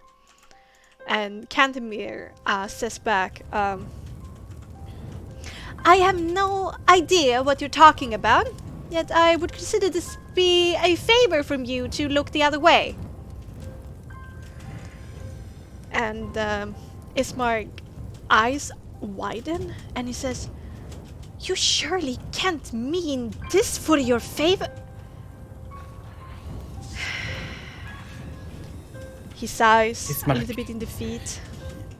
Ismark, this is not a favor, this is murder. Are you the burgomaster or not? If you let this one get away with murder, what happens when the next person asks for a favor? You stop this, and you stop this now. Grow a spine, man. Ismark looks out over the crowd. Most of them are shouting for Irina and the Vistani to leave, to get out of Barovia, and like calling them bad luck, and the devil is looking down upon them, and the Vistani are their servants and things like that. And he looks to Alenka and Sorvia, his friends, and you guys, his new friends, and the ones who will take a sister away to make her safe. And his eyes look down into the earth, and his jaw sets, and he raises his voice again. "Nix and all other outsiders will leave the village. They will escort Irina out of here. Nobody will touch them. Nobody will hurt them. They will leave on their accord.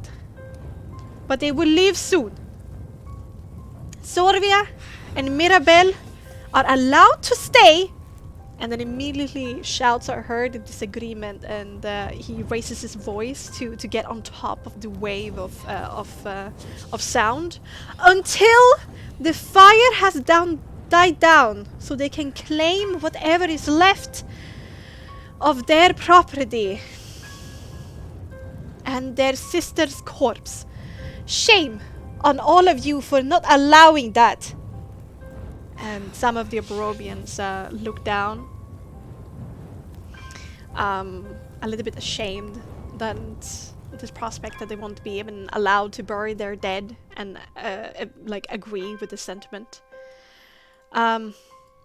"We may be frustrated as Barovians, my friends, but we are not monsters. I will personally make sure that they leave the village, and as soon as they have concluded their business. Alright?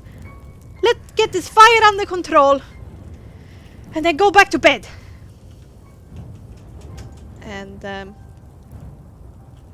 there's some murmurs in the crowd, and then eventually more people help with the buckets. The rest seems to retreat closer to their homes.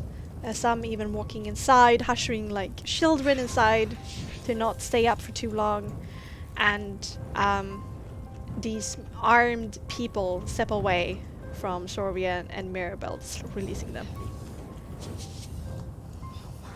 And immediately like shake off and pat their arms and massage the wrists a little bit, like hurting and red from the vice that had been put on them.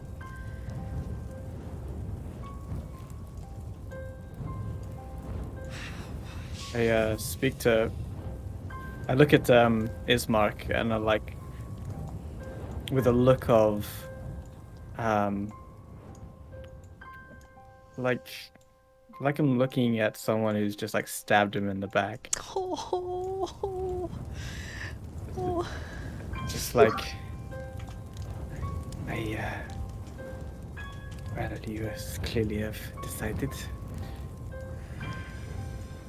you need to do better. Otherwise, this town is surely doomed. I'm sorry. I'm truly sorry, Nix. I didn't want things to end this way. I was wholly unprepared for this. But This is not what the Burgomaster does. He does not make deals with people just to get have their whims cast over you. if I do not bend a little bit to this mob, they will rush us all and kill us all. What shall I say to you dead corpse, Nix? That I did the right thing? Whatever you want to say, you can say to the corpse of Alenka, because clearly that is all she means to you. He's about to say anything further, but then closes his mouth, nods once very stiffly and formally, and goes over to help like direct the line of water. I comfort Sorvia and Mirabelle. Sorvia is like crying openly, like just hulking with tears. Like in such a speed she almost doesn't get it out of her. Many times she has to catch her breath because she forgets to breathe in between the hulks. Mirabelle just have her fists curled and tense and just looking down into the ground furiously.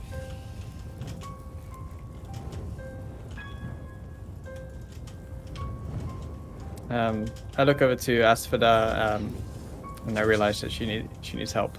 And I'll go over and like join the line, and tears in his eyes as he helps out. All right, it takes a few hours to make this fire die down completely, where it's just allowing the last of it just to die out on its own, making sure that there's no fear of other buildings catching fire. Thankfully, now, especially in autumn and all the mist around, Barovia is quite a wet place. The ground is pretty very muddy with like dark pools of like water lying around. The wood for many of these houses are equally wet or even damaged through water. And with Asphoda's help and the line of buckets at sunrise, everybody breathes and takes a step back. Most people reverting to their homes, tired beyond measure.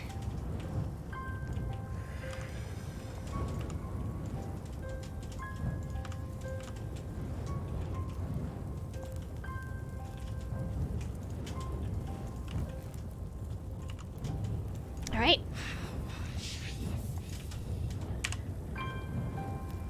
Let's remove this fire sound. Here we go.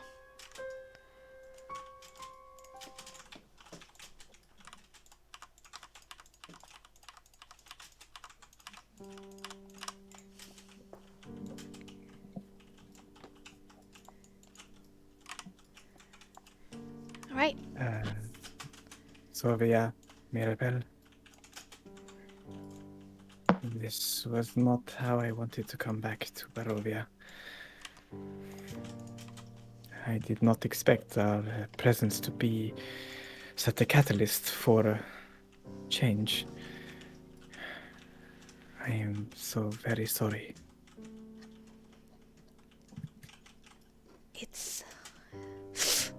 It's not your fault, Nix. We should have been more careful. How the Barovian felt about us. Maybe we were not vigilant enough and we didn't see. Sestorbia, she hardly has any more tears left. So she's left mostly dry. Mirabelle just continues being silent by her side. It's okay, it's... the tavern is just a tavern.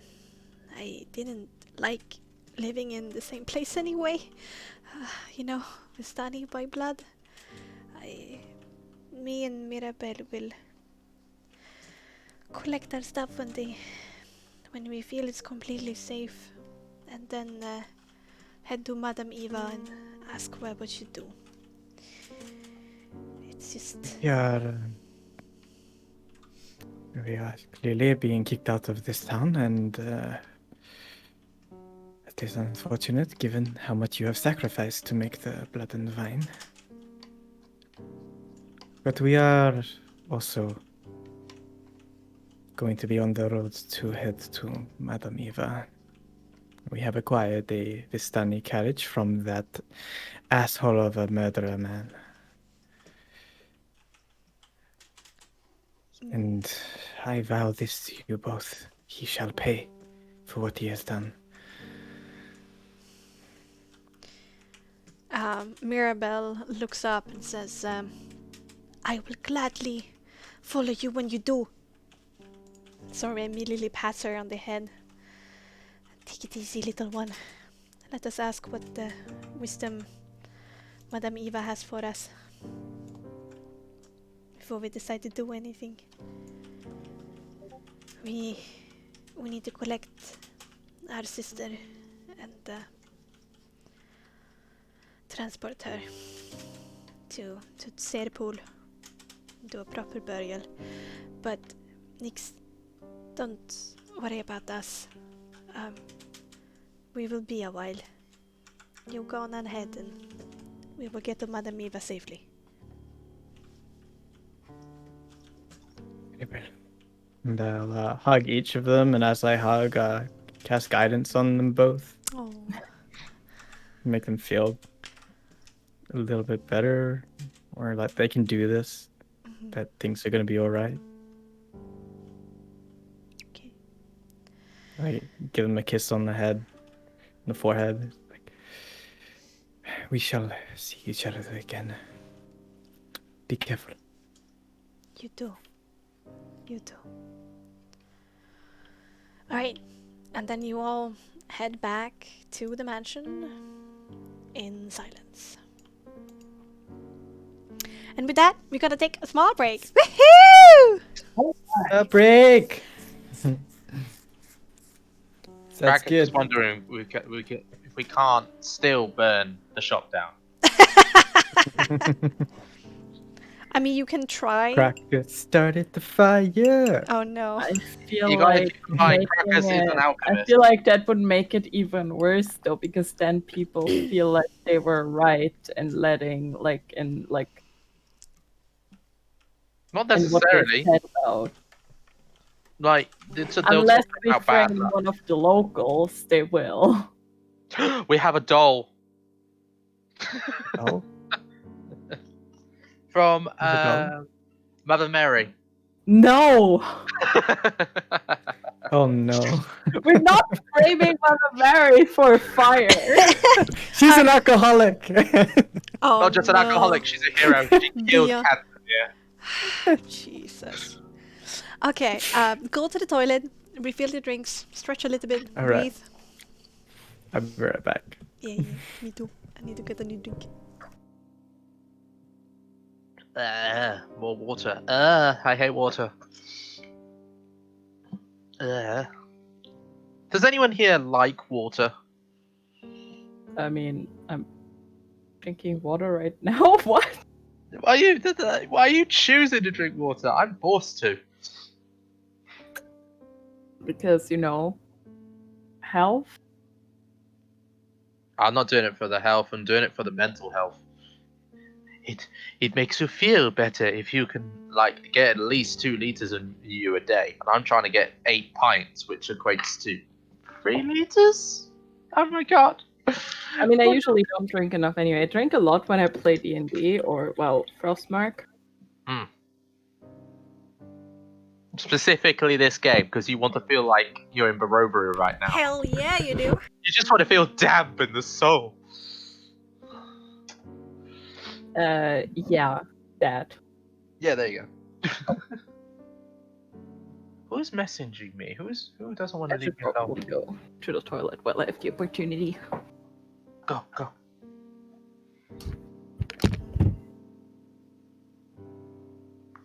TNT.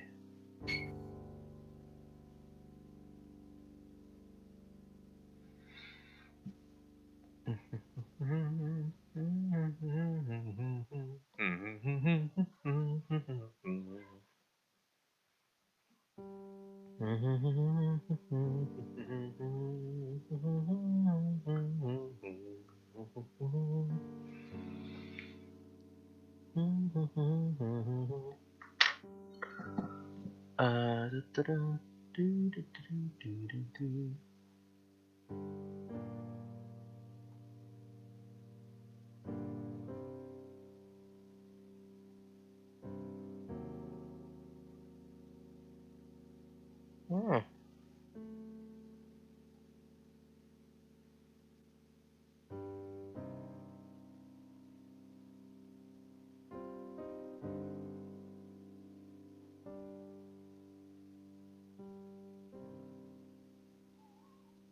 That's +6, isn't it?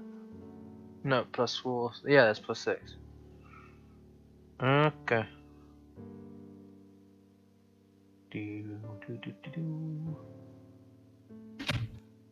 Whoa.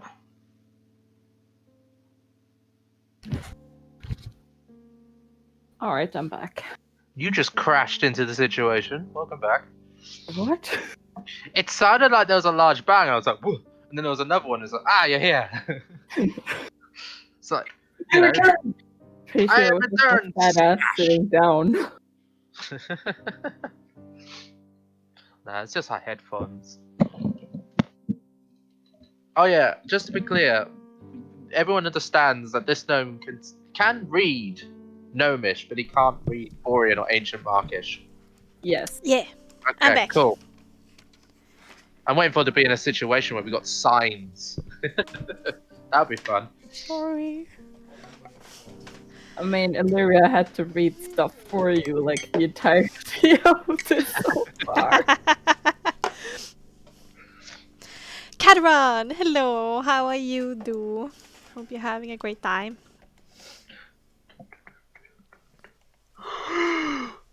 I'm here. You're what? We are not. I'm here. You're here. I'm here. I'm You could not be so elsewhere. fresh. Oh no. I mean, I guess we are having a great time. Our characters, not so much. Exactly. Yeah, it's easy to distance yourself after that, you know. So it's a great sort of emotional thing. Like, wake up, fight for your life, and then get cast out of a town for racial reasons. Racial. Yeah. Perfect session in my eyes. Sure, makes sense. Yeah. You must realize Crocus is thinking that you should just burn down the whole entire village. Oh yeah.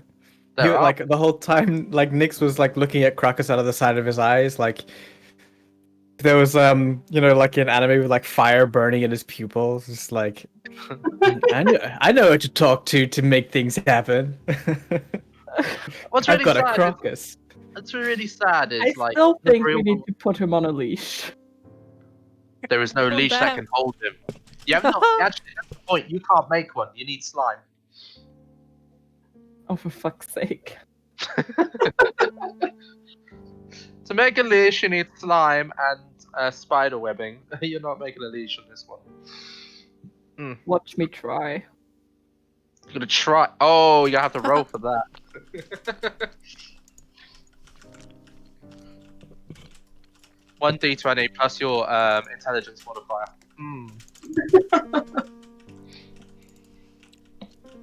Has Arnox returned? Oh yeah, I have. Oh, okay. Yay! I was waiting on you. Oh, quick question. Aspida. So Aspida, are they male or female? Female. Right. Do they have boobs? No. No. No, they do not.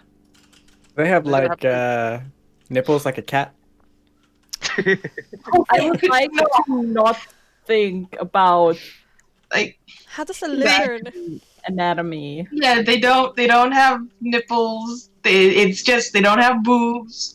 That's why Yeah, when they he don't looked at like Nyx's junk, he's like, They oh, lay that's on eggs. the outside instead I'm of so the sorry, inside. but furries disagree with you. Oh my god. But do you lay Lord. eggs then? I imagine they do lay it. Yeah, I would think so. Is it like a monthly thing? Kind of like, like the Well, womanly cycle, or they just pop an egg? Oh, no, Get no. protein. That's what I was No. thinking. I was thinking about the proteins. I mean, we're gonna eat soon. Our characters. Dragonborn breakfast. Though some like actual lizards give live birth, like some species of snakes do live births, I believe. Some other lizards, no geckos, obviously. But yeah, some species do live Not a birth. gecko. We're getting closer to understanding what this creature is.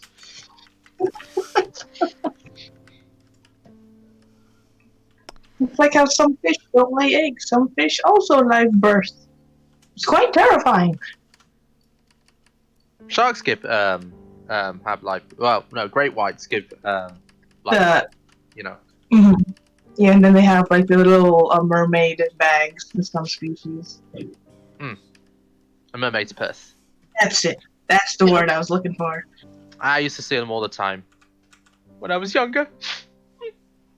Oh. Okay. All right, then we shall start again. Lizard boobs. Nyx will just like walk past Ismark to his room to go put on his armor and collect his things in silence. All right. Does anybody explain anything to Arena and Eliria? Yeah, Aspida will. All right. You'll go up to them, around the corner here, and go up to both of them and say, well, the outing was very unfortunate. I must ask that you brace yourselves for it. All right. Well, Julia. Wait, I'm sorry. Eliria. Eliria. Okay, I was confused which name is in parentheses of the characters. Okay, Eliria.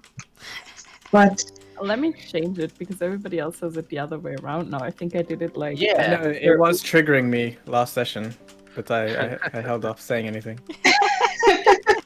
I think I did it after Sir. I think I did it after Sir Oof, but Sir Oof is no longer here. yeah.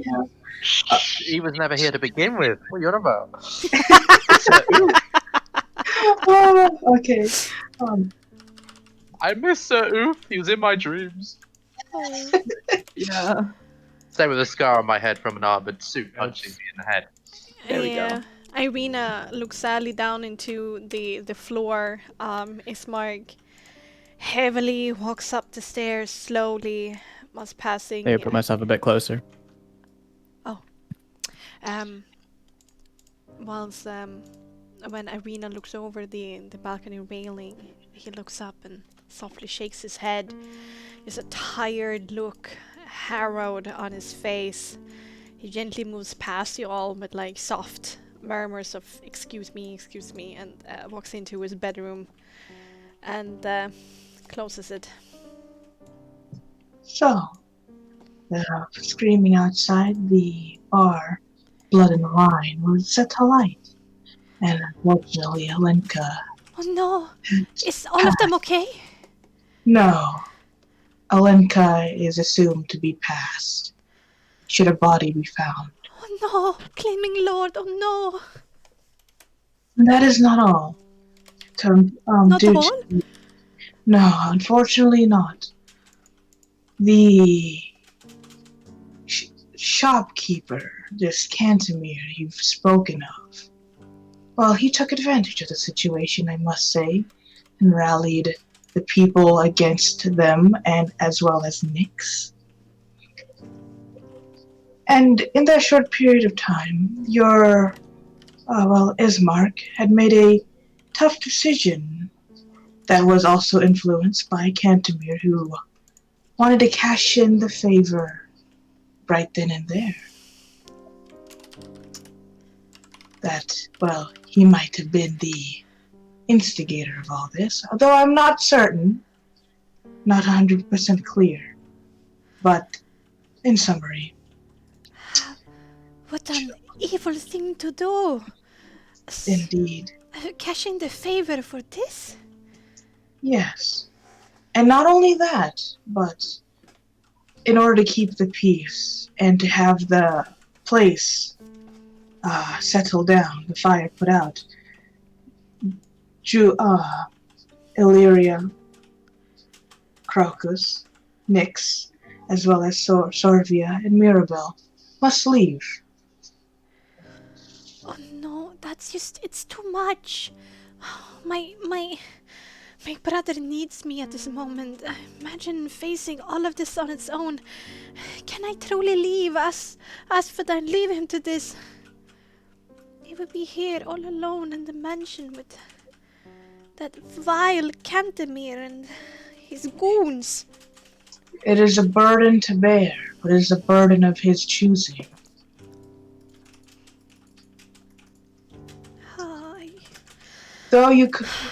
Although you could uplift the burden just by your presence alone, however, your presence is needed elsewhere. Am I correct? Well, as long as the devil is seeking my blood and my mind, I need to find some way to ward myself off him. You're right. This doesn't change my reality. I need to at once console my brother and try to give him some encouragement and strength. Thank you for helping where you can. Of course. She steps into the bedroom.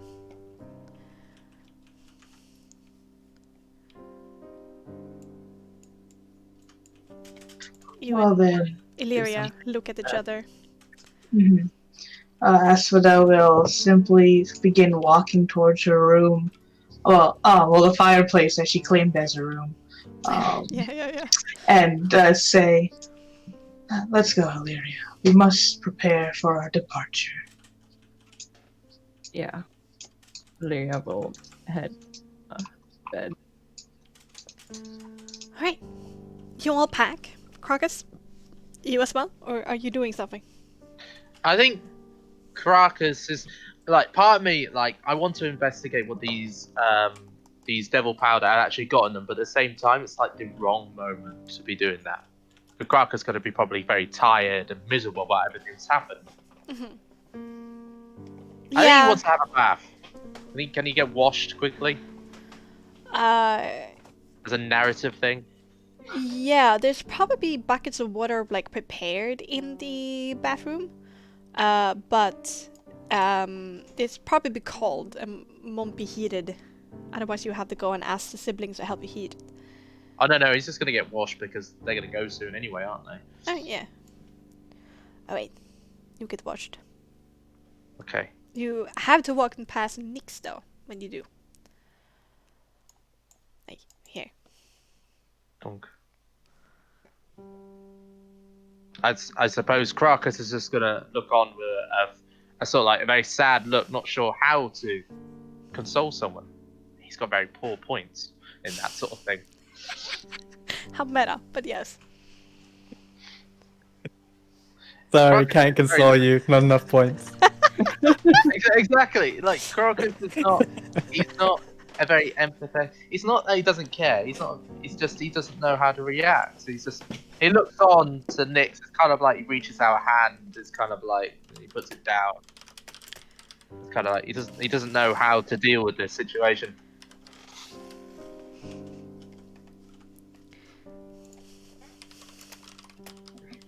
Nyx Okay. is packing his bag and putting on his chain shirt underneath his armor, and he's just like doing it in a very forceful way, like he's taking it out on his backpack.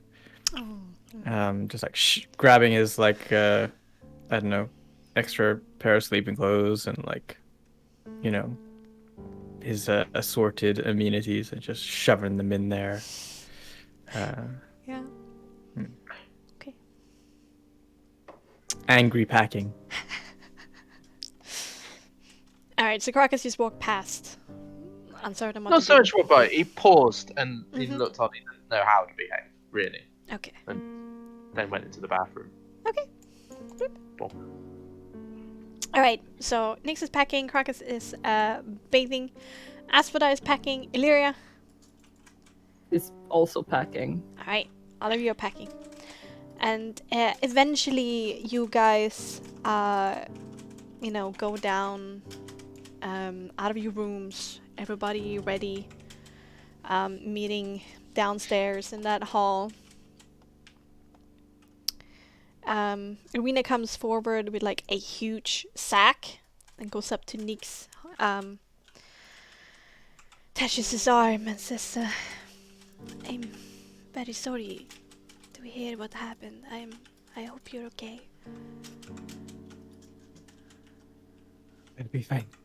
Just I might need some time. Okay. I packed some rations to bring with us. And she opens up the sack and there's like a bunch of food in there. So you all gain 15 rations to your party inventory. Woohoo! Woo woo.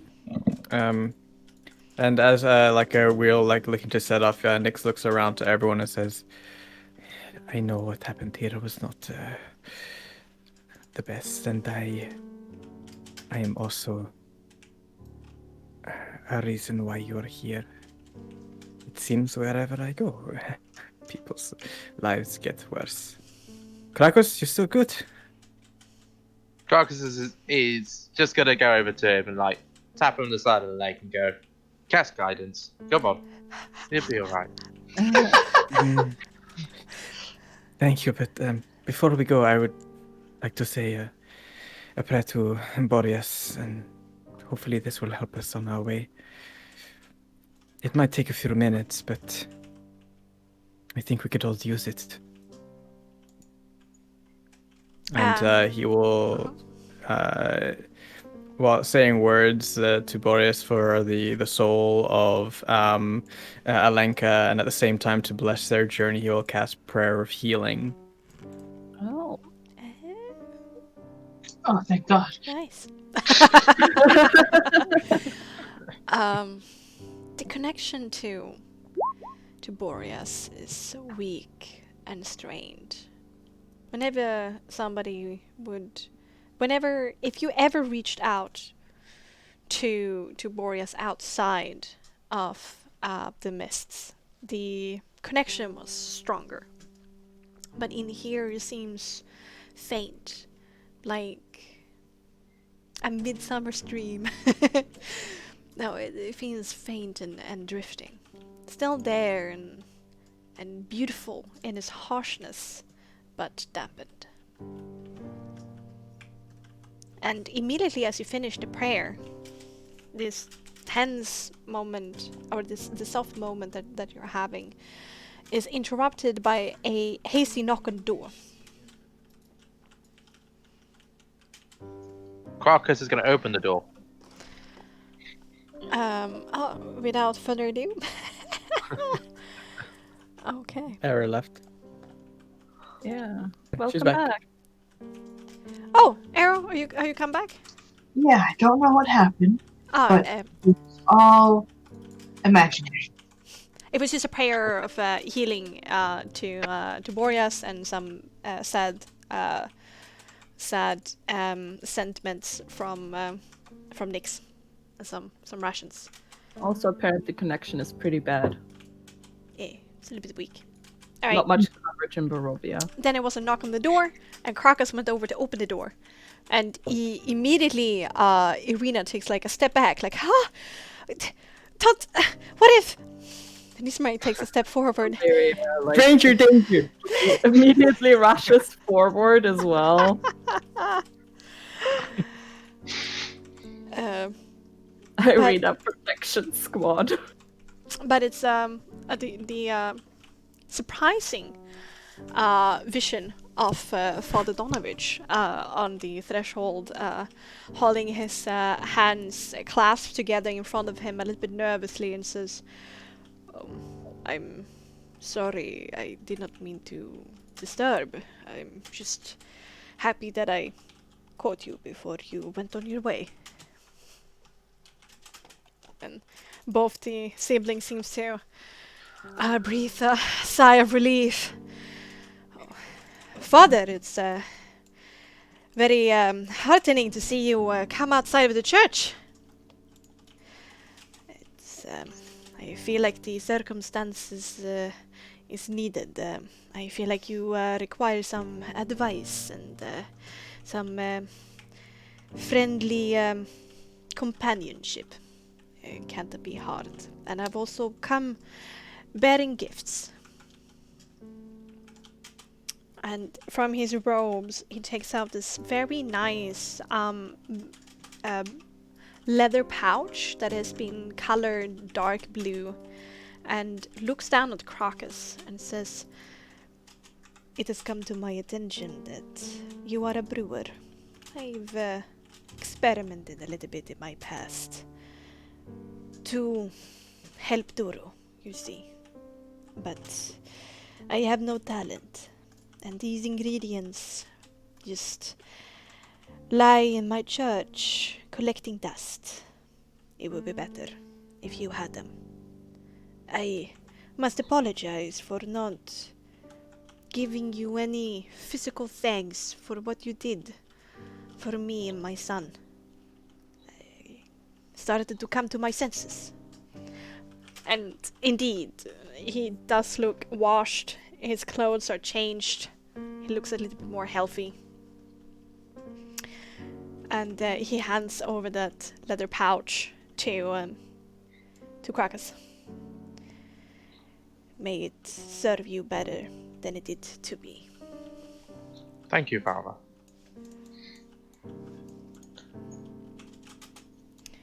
And then it goes over, behind Ismark, pats a large hand on his shoulder and says, "Do not worry. We shall figure this out."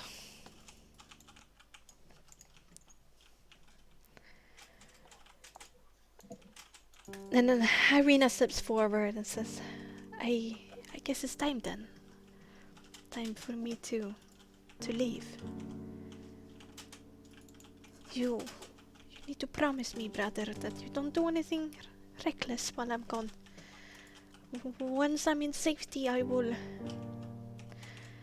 find a way to come back. You hear me? One day we shall see each other again and live together here in a better Barovia.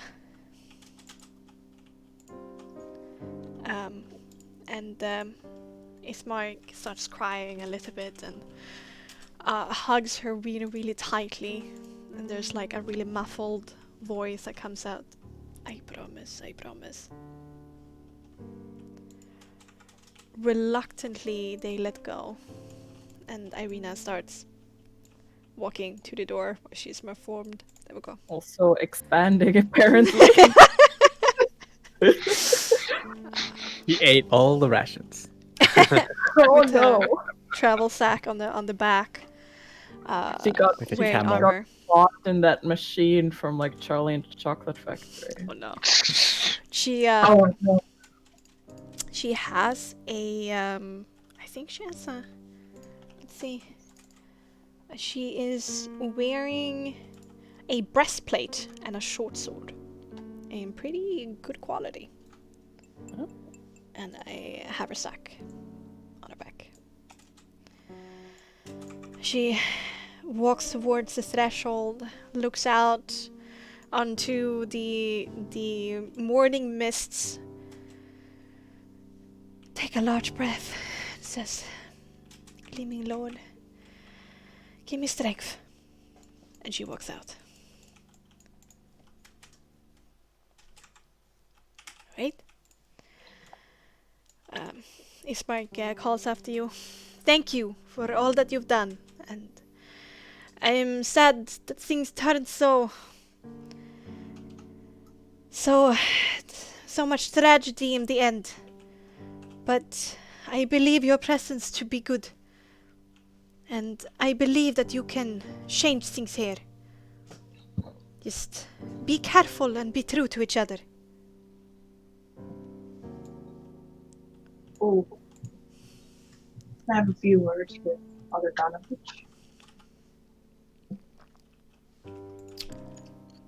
Aeronox, it's a little bit hard to hear you. Oh, I'm sorry. Now I can hear you. I can have some few words with Father Donovich. Yeah. She'll, walk up to him before she exits out and says, I do hope that Dora will be okay given the circumstances as of late. I have already had my first trial feeding with him before I went to bed, and he only ate a little bit. I have cautious hopes for the future, and I noticed that his senses are coming back little by little. I'm happy to hear that. However, I also urge you to be cautious with these townsfolk.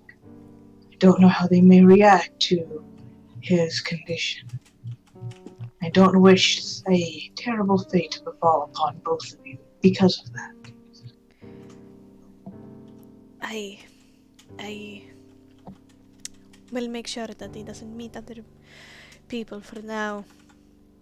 I And will make sure that he's far better before that, and after Ismark has gotten back some of his power, then I think Doro can be better protected. I'm glad. That's very good. And before I leave, I must impart with you some pertinent information. Oh. I have done, you can say a gift, an ability, allows me to sense some things that of undeathly nature, and I found that there are several within Barovia, and at the church, under the ground. You are indeed a gift from the Gleaming Lord that has come to Barovia. Thank you for the compliment. But I do hope, I don't know what you wish to do with this information, but I at least want you to know that. I In the fear case, duties has slipped too far. There's a curse on this land by the devil that rules the castle. A curse of regeneration without the faculties intact, as in different kinds of undeath. I see. we do not know how to cleanse them. And therefore those who have been afflicted by the curse are imprisoned. Well, I hope they remain imprisoned and not to rise up and attack you all. I fear if you felt them, that they might be stirring. I need to investigate. Thank you Of for course. bringing this information with me, and may the Gleaming Lord bring you strength. Yes, and may your strength appease Boreas. Nice. And she will walk out. Alright. And you leave the house, and the door closes She behind you. leaves. Uh-huh. Eliria turns around to Ismark and says again that I'll do my best. Promise. If it's a promise from you, my lady, then I have nothing to fear. And he bows down and takes your hand and kisses it. Oh my. Oh.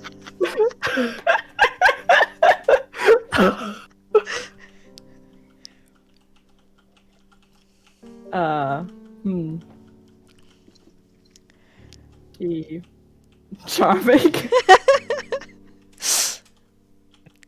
She sort of nods and looks at him and says, take good care of your town." And then she leaves. Right. And you leave that lonely, derelict mansion with its windows covered with planks, and an unruly garden behind. I do declare. Lol. Alright. Oh my. You take the Wisani wagon? Yes. Indeed you do. With the I knew we roof. shouldn't have taken the favor. Blip. But that was a small favor. Like, Yeah, he's just an asshole. He would have probably done it anyway. we need to return at a later point in the story and burn down Cantermere. Just Cantermere. Just him. Just him. Yes, we need the shop so that somebody else can replace him. Oh my god. We were It Jimmy works Rick out. Body together. It works out. It works out. I suggest Periwinkle be the shopkeeper. Can he, Yeah. I mean, I do not mean to be like mean or anything, but can he count high enough to be a shopkeeper? I mean, that's the point. That's the point, though. But he can People charge gets free stuff. a higher stuff, higher as well. Yeah, his intelligence is 6. Shoot. Okay. when you take it the other way, that's like, you know what, you're right. He can be easily duped. No. You just give the man an abacus. And he's sorted. I like as much as I love him and I think he deserves so much better. Except for the part where he rips birds off, like wings off birds. And wings of butterflies and tails anything that of flies. rats. And hopefully devils too. Hey, As much as I think I've that got a he tail. deserves a better life, I do not think he is made out to be a shopkeep. I feel that you're underestimating Mr. Wimple. I think he can do this. He'll start his own chains of Mr. shops called Wimple. Mr. Wimple. I- the saddest thing about all of this is that it's not his name. It's a Periwinkle? nickname. Yeah. Oh. He can embrace it, be like Mr. Wimple's Emporium. wonderful. Mercantile. Yeah. Wimple's wonderful mercantile. Oh, damn. Okay. Anyway, Wimple pie. in the early morning, you leave Barovia behind, leaving those sad brown and grey houses slowly disappearing in the mist until only the autumn fields surround you. There's a chill in the air, echoing the chill that is in all of your hearts after all of the panicked events that happened during the night.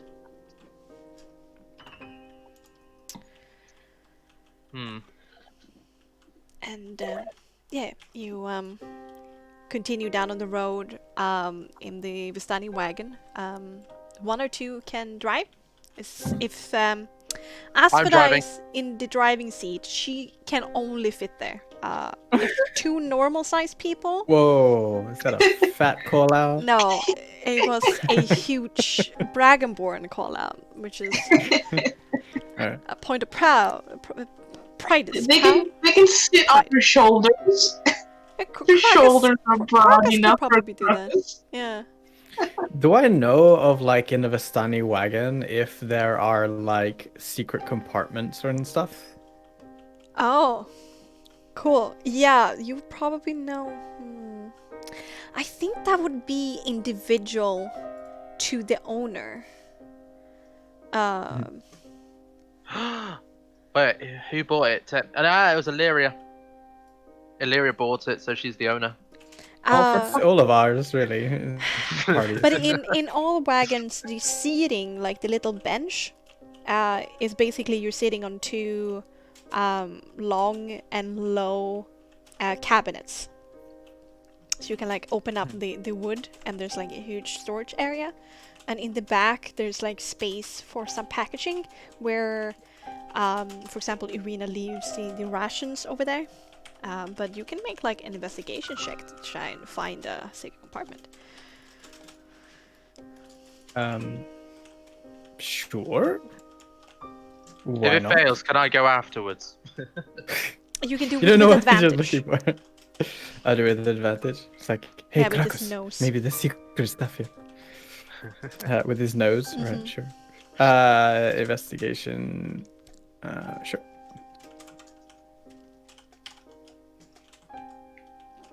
Do you want me to roll as damn. well? Oh, with.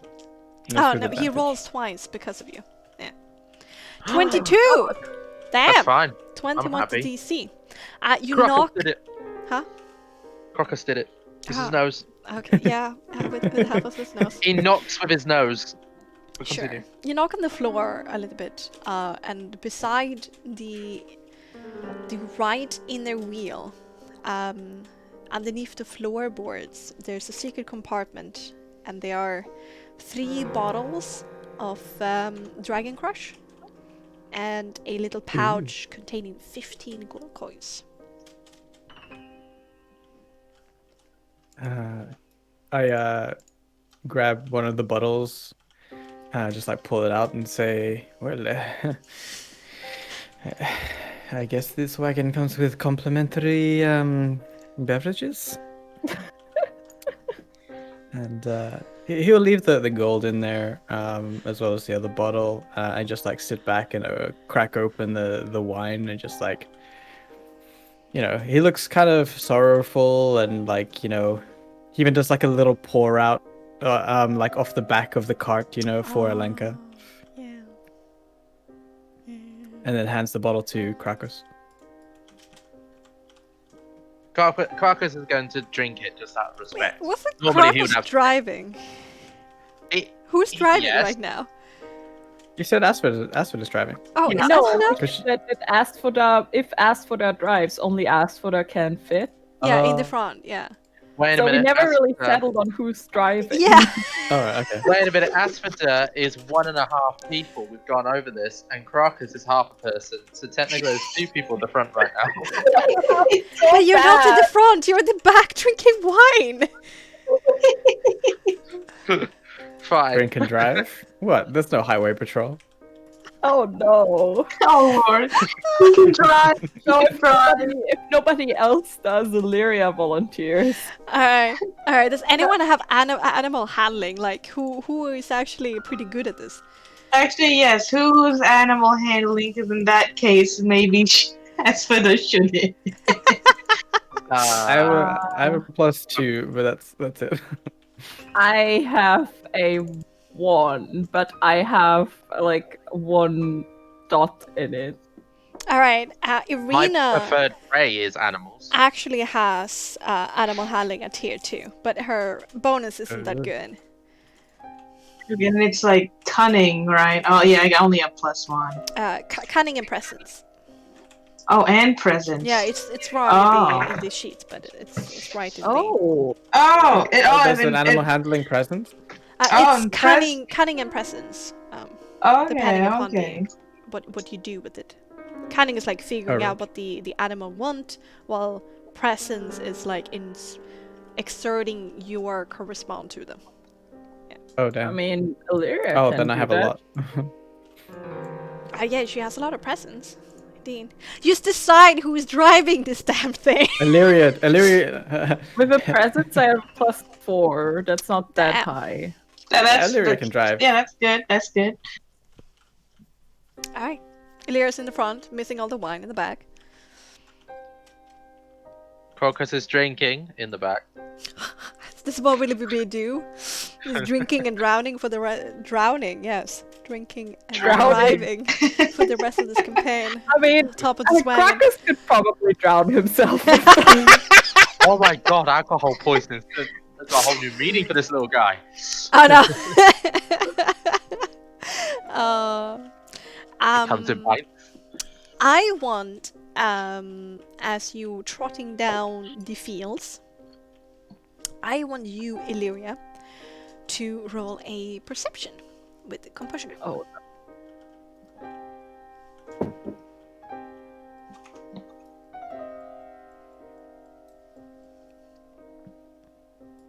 That's not too bad. Damn! As Oh, it's over a 10, so congratulations. it's just enough to notice this weird trunk of a tree lying beside the road,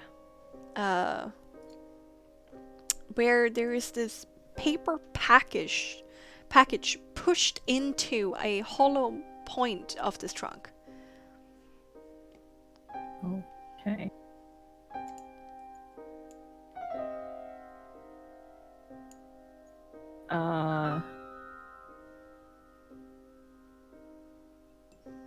Eliria will sort of like stop the wagon and ask the others if they want to have a look at that. Alright. Crocus immediately jumps out. Is like, what is it? What is it? Like jumps out of the back, goes around to the front. It's like, what is it? What is it? It's like Eliria raring to just go. points him to it. Just points to it. Like Crocus just goes over and sniffs it. Right. And then he notices like the paper. Do I have to roll something, or can I just pull out this bag? You can just pull it down. You can just pull it down. Okay. Okay. He pulls it out, puts it on the floor, jumps into the log to see if there's anything else. It wasn't a large hole that you could actually jump in there. It was just like a He's little not hole. a large person. He's a little person. Oh god. It's not that small.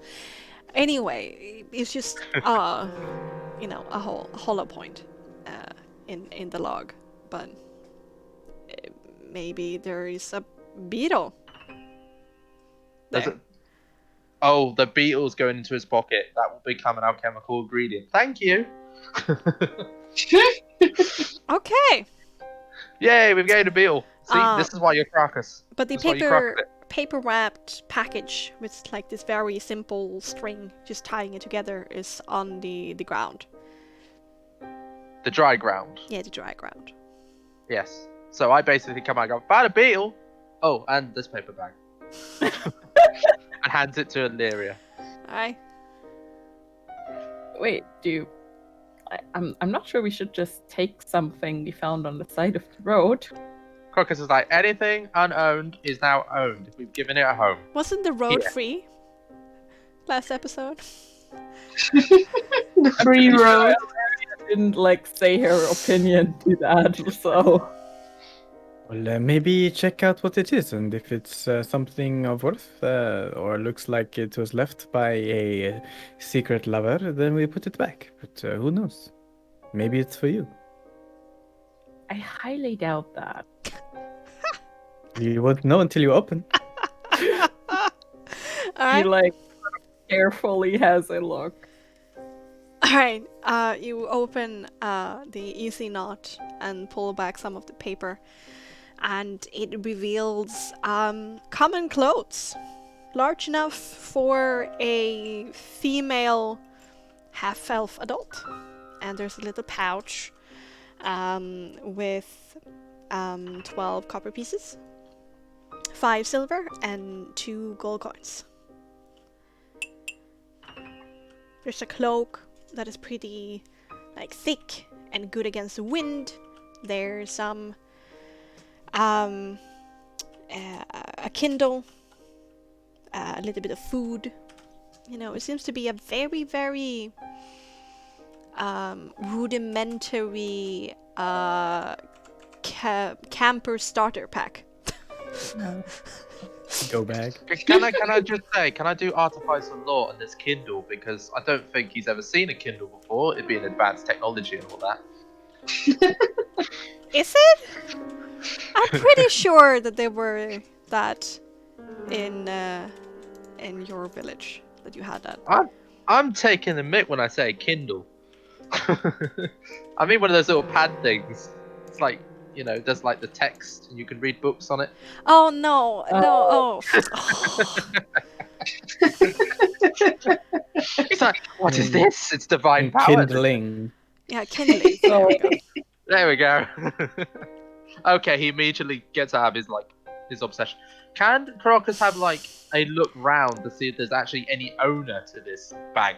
Now knowing that there's clothes and stuff in it. Alright, let's make a perception with intelligence.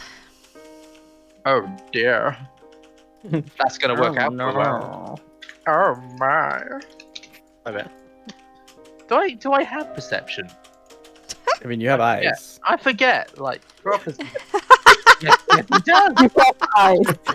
Check that out. There we go. Right, Eliria will like disappointing.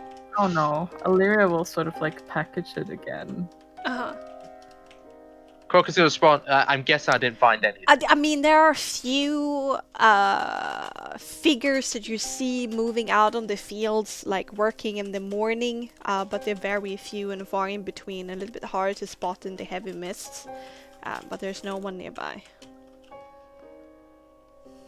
Crocus is completely fine with nicking shit. We know this. Well, I have a feeling that somebody left this here, maybe on purpose. Maybe it was one of the girls in the tavern. Maybe a quick escape if they needed to leave everything behind. Can I like look at the clothes? See if like I can ascertain like who would wear them, unless they're like kind of mundane. Are they like what do they look like? They let's make a cunning roll, a investigation roll with cunning.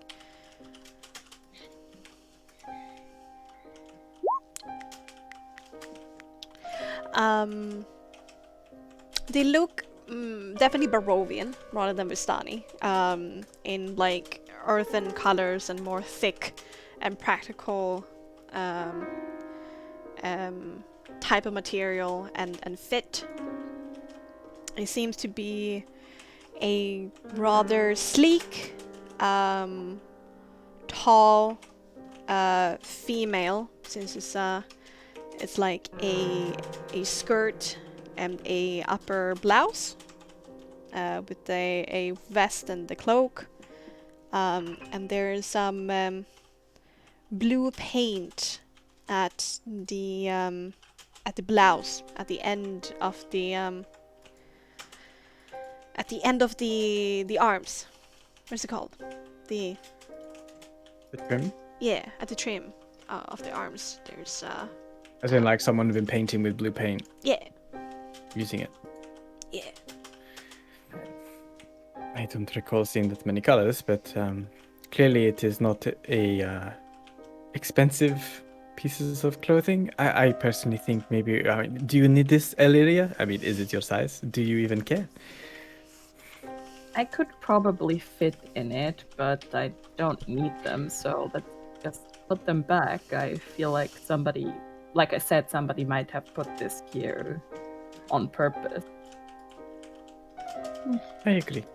We don't need whatever is here, and the person who does perhaps will need it eventually. So is Nick's Maybe- outside the cart right now, like? Yeah, Taking you- off. No, he's in the cart, like looking over Illyria's shoulder. All right.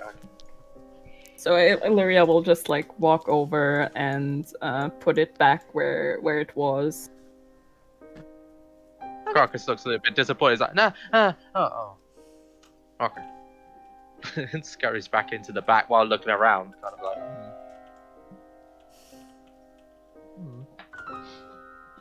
And I think then we're gonna continue. Alright, you continue on your way, rolling down the fields. Alright. Do we set like a normal pace here? Or do you want to go slow? If you go slow, the horses will be able to travel longer. And might have a little bit of juice if they need to like go faster. With like a normal pace, they will tire with the amount of like weight after 8 hours. But you will be traveling slightly faster if you would be walking. But only slightly. I think almost speed. We're kind of in a hurry, but we don't want to tire everything out. We also don't Yeah. want to like get jumped upon by people, because I Yeah. think if you're going fast, you lose like a negative to your perception checks. Oh, these horses cannot carry this amount of weight with us when they're in fast speed anyway. There'll be Oh, two okay, now horses. that's a fat like so much shade. Well, but the equipment as well, and you know everybody. Yeah, the yeah, wagon Bexxy, itself. just like you can say you hate Dragonborn. It's fine.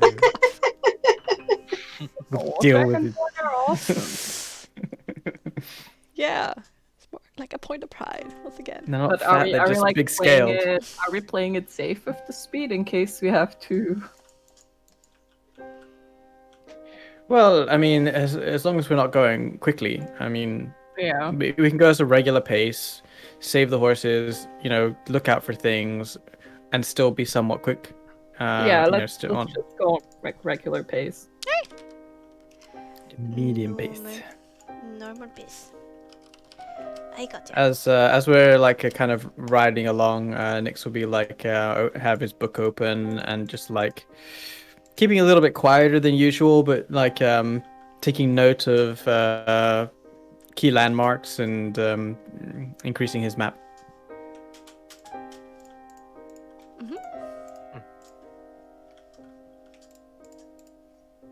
Okay. I'm just going to say that Crocus is basically just looking out as much as possible, just remaining alert, really. And Asphodel will be the same. So you got a wagon, one head. One end there's the head of a dragon, the other end is just like a little gnome. Yeah, it's like on opposite ends, like one out one window, out the other window. I just imagine sunglasses. It's like a dog. All right. You travel for a little bit less than 3 hours. We Where take a you- short rest that way. Yes. That's a short rest. Spell slots. Except for Eliria, who would be like actively steering and keeping an eye out. That would be more for me than just light activity. So you're like, Yeah. No, that's fair. so you do not have a short rest. I'm fine. Everything's gonna be fine. All right. Okay. Yeah, you travel for a little bit less than 3 hours. where you eventually come upon a bridge, a wooden bridge leading over the Ivlis river, who runs clear, blue and bright. It's pace a bit faster as you've been traveling it upwards. There's a few houses around the bridge here. Some seem to be completely abandoned. A small child stands out on a porch of a house with a small wooden ball in her embrace, sunken in her cheeks from malnourishment, and tired eyes that watch you as you walk past.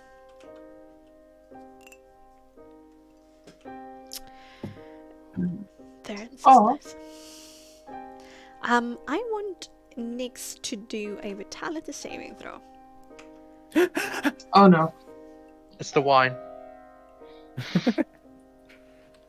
No, it's the pie. Uh-oh. I think it might be his addiction. Get in the shakes. This is the crack. 17. Pie trouble. All right. Indeed, you start craving pie. And yeah, that same like miserable feeling of everything being bleak and dark and black and yeah, just miserable in general with despair and hopelessness.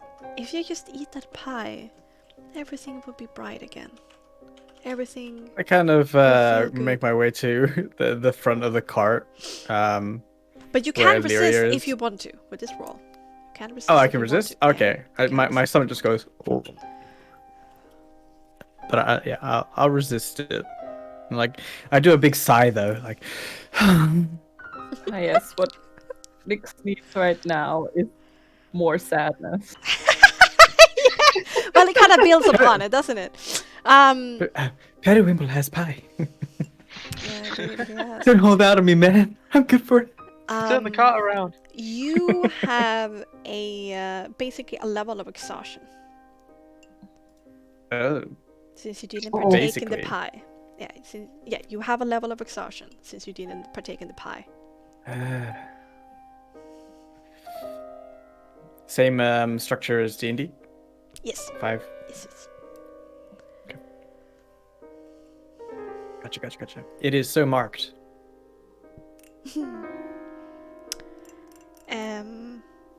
Okay. Oh, so we just see this little kid up ahead. Yeah. The road just after, like the bridge, like there are several small houses around the bridge. A mill that used to be running now lies silent, a little bit decrepit. Here in the faster pace of the river, there obviously a few houses around the bridge, and one of these houses just has this kid that looks malnourished that just silently watches you as you pass. Ooh. Oh, you pass. Yeah, Asphodel is gonna like take her personal rations. I have like 8 rations that I got for myself. Dragonborn sized rations. And so I know we're just passing but with our slow pace. Mm-hmm. She kind of waves the ration at the kid and toss it because she's moving. Oh, the kid immediately jumps forward, catches it a little bit clumsily in the air. The wooden ball that she was cradling falls to the ground, completely forgotten. She opens up the package and then just start devouring the contents like wolfily. Oh, dang. Oh, this is a sad place. It is. Yeah, and then you pass through the last houses. And just a while afterwards, the field's transmission over from field to forest. Oh no. Oopie. Ah, yes. Oh no. Yes. The hanging thingamabobbers right there. Thingamabobs, the day, was it the dream catchers? I don't think they're deep dream catchers. They're soul They catchers. are, but they're They're not people catchers. good. They're ominous. Soon it'll be like ears strewn about, like in Witcher or something. Mm. It's bad juju. Like Yeah, normal. bad. Bad juju. Okay. Like It's like in Beauty and the Beast with like the horse wanting to go down the track. So you...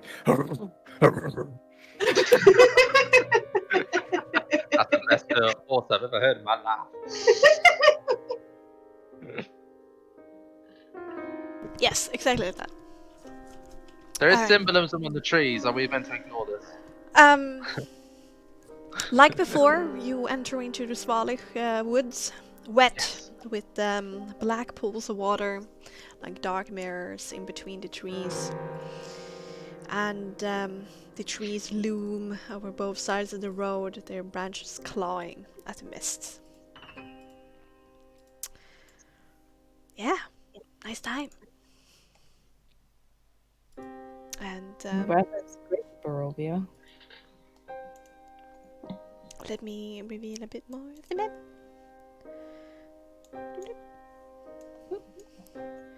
Where Ah, are good. I was looking at Minecraft a second then. you? Everything was so blocky. Everything was so blocky. It was all blurry. There we go. Right. A little bit more. This is the best opportunity to head into the river by barrel. Are you guys? Cracker's like, yeah. Is this, you still don't want to go by have barrel? a barrel. Cracker's looks on with like disappointment that you don't see barrels in the trees around you. Take a while to They- grind that down. Dream of being barrels. We are not turning a tree into a barrel. Oh. Oh. Hi. Alright, you travel for another half an hour, and everybody then hears coming through the woods a woman's voice shouting out, Getruda! Getruda, where are you? Please come out! Is your mother safe? Where are you?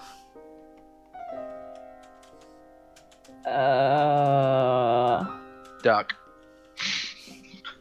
Oh, is this Mother Mary? Yes. Buddha? Oh no. Or is it? Well, let's ask Arena because she's been here this whole time. Yeah, she's in the back, you know. Sometimes asking like Eliria, you know, I can take over if you want to take a small rest, you know, I can also I'm not the best, but you know, I know a little bit of it. Fine. I mean, you can join me if you want. Oh, that would be nice. It's not much space, but if you don't care about being close, then If you don't mind. no, I don't. So she was up there with Eliria for a while, but at this specific moment, she looks up a little bit like wide-eyed, and she says, "It might very well be Mother Mary out there. She's, you know, she loves her daughter very much, but the woods are also dangerous." Should we have a look? I would not recommend taking the horses and the wagons out there, and somebody should probably stay more than one here to protect the wagon. But if you want to take a look, be careful. Who wants to go? Because Crocus is raring to go. Asphodel will go. Yes! Crocus goes to Asphodel and said, don't worry, guys. Me and the big one have got this. And I tap you on the shoulder and say guidance. Alright, you head into the woods after the sound. Carefully, though. Carefully. Mhm. I want you both to roll a perception with composure. Oh, no. Perception. Wait, what is even my composure? Oh, no. 15. Oh, it's just +2. Okay, fine. Okay, fine. Takes a look-see. Sure. Backers are amazing. Thank you, thank you. Alright, so Asfina, you barely notice before the humanoid is upon you almost a very silent, cloaked half-elven hunter coming out of the mist beside a tree, crossing your path with a crossbow out. And he looks at you as surprised as you are looking at him. And he says, who goes there? And raises his crossbow like halfway. Lord Crackus of the Swamp.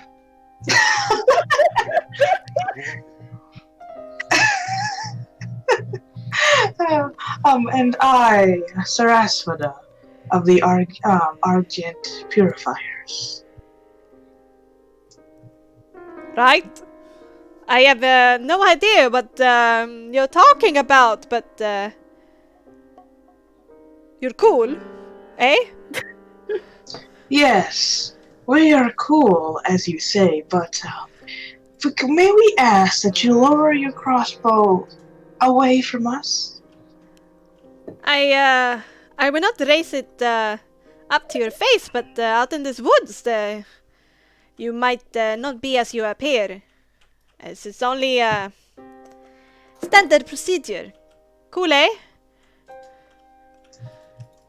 I suppose. However, I do find it a bit rude, though understanding.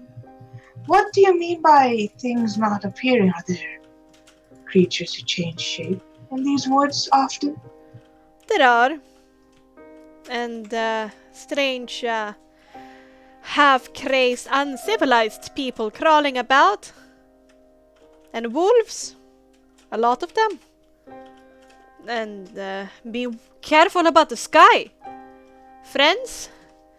Otherwise, a whole flock of those bats can come down and suck you dry. Oh dear. And these half-crazed people, do they have, sharp teeth? These like little, like a mouth like that of a wolf's? Oh no, not what I've seen. Or I saw one once. They were dressed in hides. And were some paint on their faces, but they spooked as soon as we saw each other. But were you drawn by the crazy mother over there shouting? Yes, I may be familiar with her. Yeah, she hired us to follow her out here to search for a missing daughter. And a bit in the background, there's another shout of "Gertrude, up here!" Ah! You know. Oh, Lord. Ah, I see.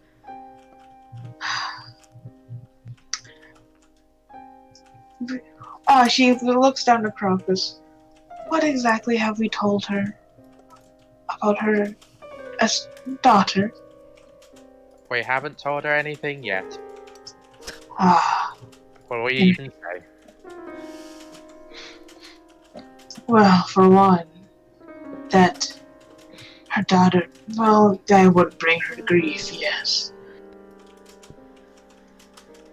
That's Well, whatever has happened to her, I don't think she's alive.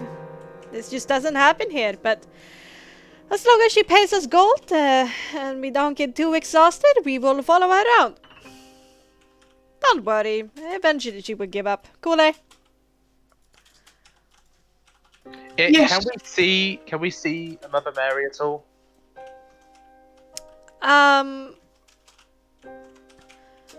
You might have a while ago, but the voice seems to be drifting away, like she's walking away, and away from your position, and the hunter-dressed man, half of a man, starts to look a little bit like shifts his step a little bit cautious. He wanna get away. He wanna follow. Fair enough.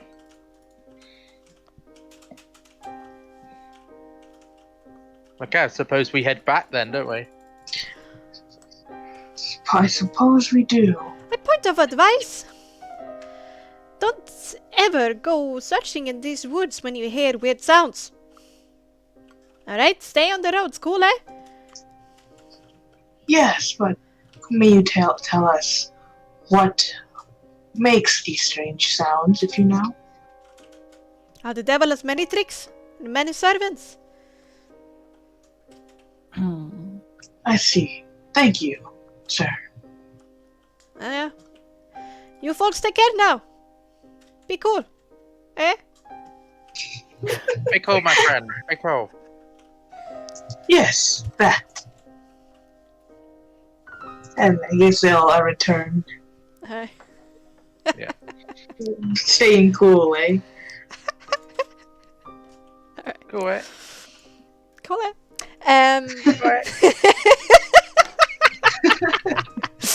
You return to the wagon to 3 sets of worried eyes. Alright, guys. It's cool, eh? Are And he you just sure? sits, You learned sits that. down. It is simply, well, Mother Mary. She has taken upon herself to look for her daughter with some hunters as a safety. Seems still Well, if it, dangerous, but who are we to stop her? Yes, It indeed. brings her comfort. We will have to keep an eye out for her, but I think she's not going to find her here. Certainly not. Rina shakes her head sadly in agreement to Nyx. Alright. Well, no need tarrying here any further. Shall we order the horses to continue, Eliria? Yes, I think we should. Okay. She just sort of like looks roughly in the direction where they heard the shouts from earlier, and then just like, tells the horse to go. Alright.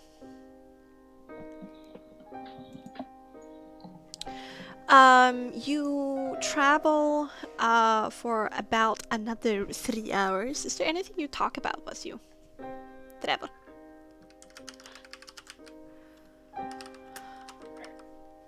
Well, maybe something to talk about whilst we break up the monotony of our horses stomping through the mud is given now that the expectation of being here is somewhat distorted since the last time we were on the road together.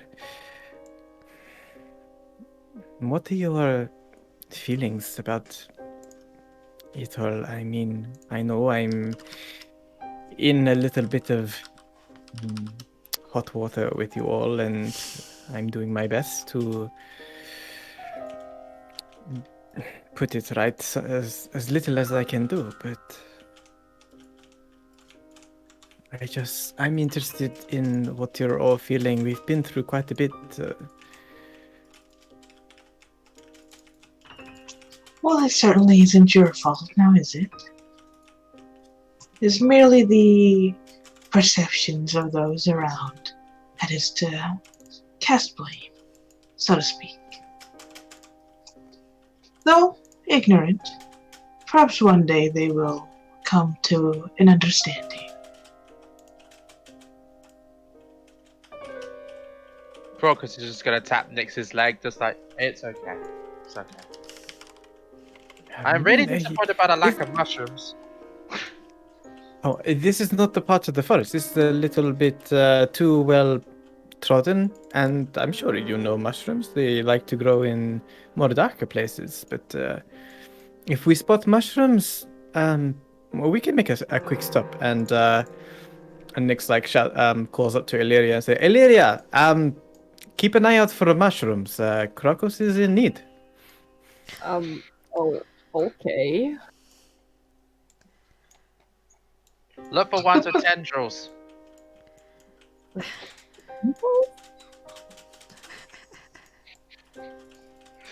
Alright.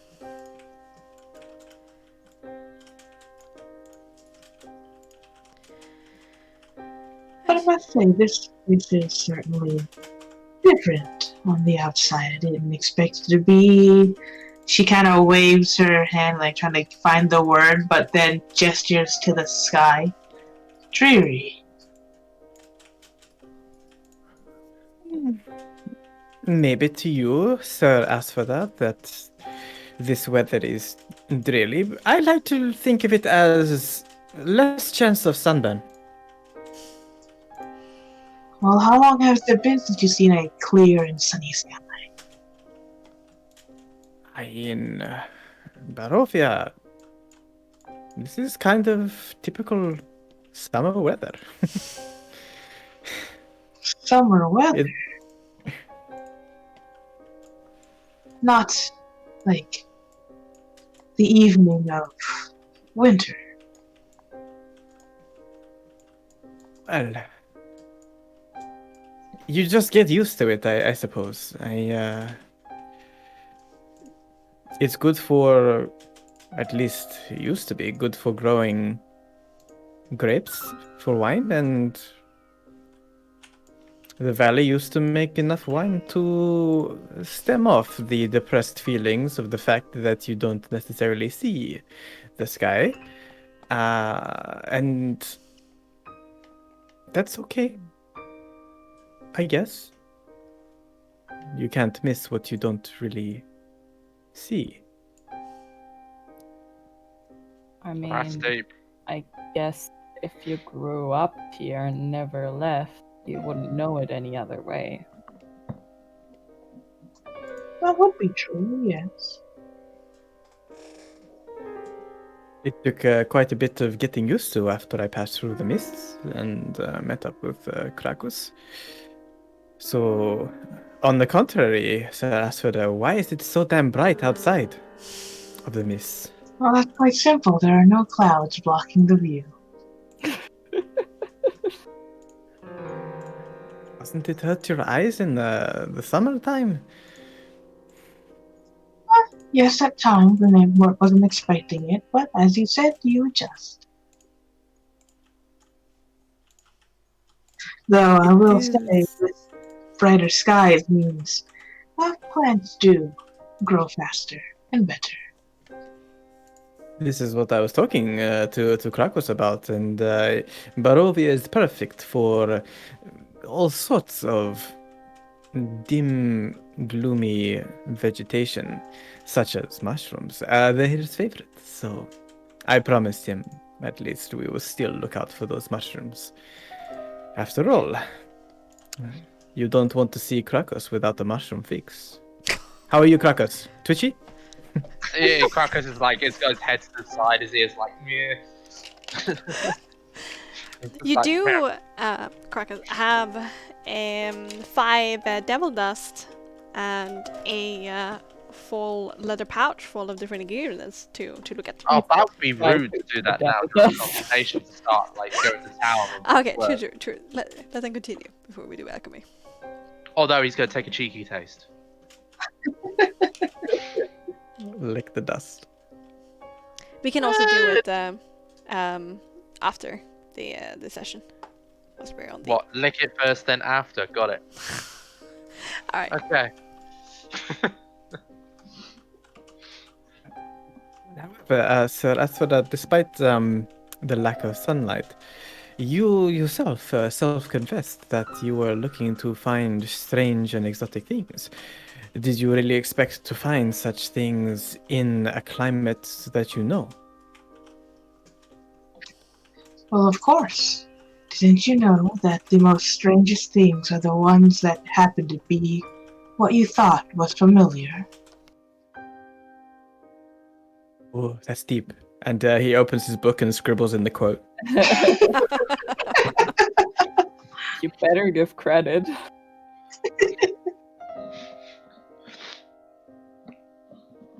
Yes, the sentiment is hitting a little close to home, actually, saying that I thought that there were things here in Barovia that I could rely on, that I knew. And it turns out that I am a little bit at a loss. I thought I knew more. And that is the point, yes? That, call it a trial of sorts, of Boreas. In a manner, if you wish to see it that way.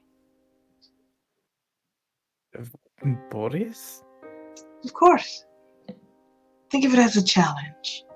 How strong will you be? Or how strong are you to resist the crushing feeling of things you thought familiar, not as they are?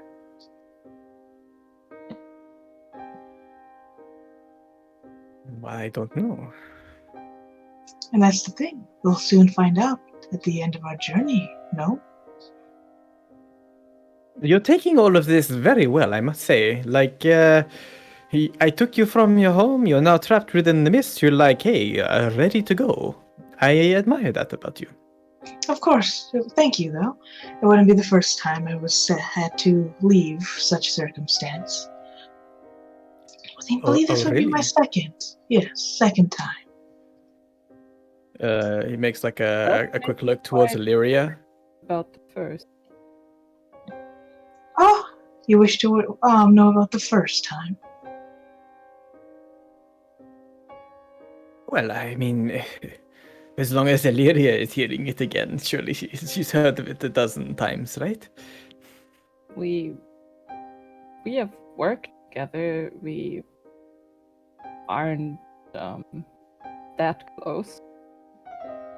Yes, I don't believe I've divulged such information yet. Well then, please, break this monotonous clip-clopping with a story about leaving home.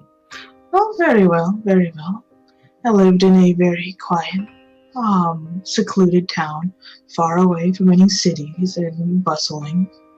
It was a small family. It was just myself, my parents, and my little brother, Callus. It was a simple life. You just go out, get food, come back, and that was about it. Unless you wish to, other chores, chop wood, monotonous and whatnot, but fulfilling in a sense. And then, all of a sudden, well, people acted strangely. One family goes down. Next, the town goes crazy, wild. These vampires attacked the faces of those you come to know. Well, luckily our house was at the edge, at the back end of this assault. My parents held the door, and they ushered me to take my little brother and run. And so I did. I took him, merely gave a small nod and salute to both of my parents, and not looked back. You've got to learn, because that sometimes you can't look back, because you have to look on forward, because you carry precious cargo.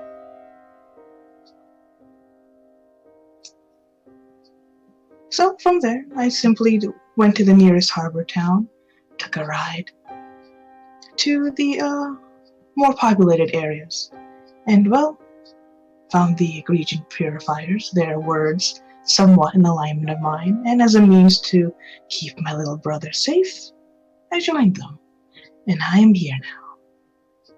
I'm sure my little brother can take care of himself. For the most part, at least.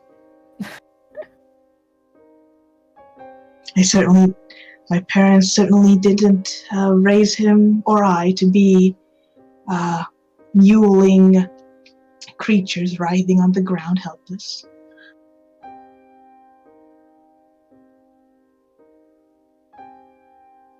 Do you miss him? Of course I do.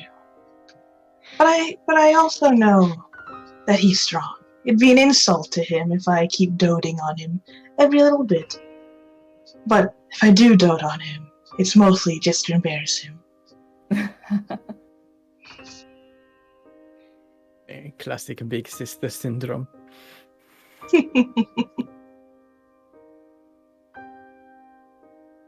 Indeed, indeed. Does sound like it. Do you ever think about your parents? I do on the occasion. I thank them for their sacrifice. I wouldn't be here if not for them. You're very inspiring, said Asvada. Oh, thank you for the compliment.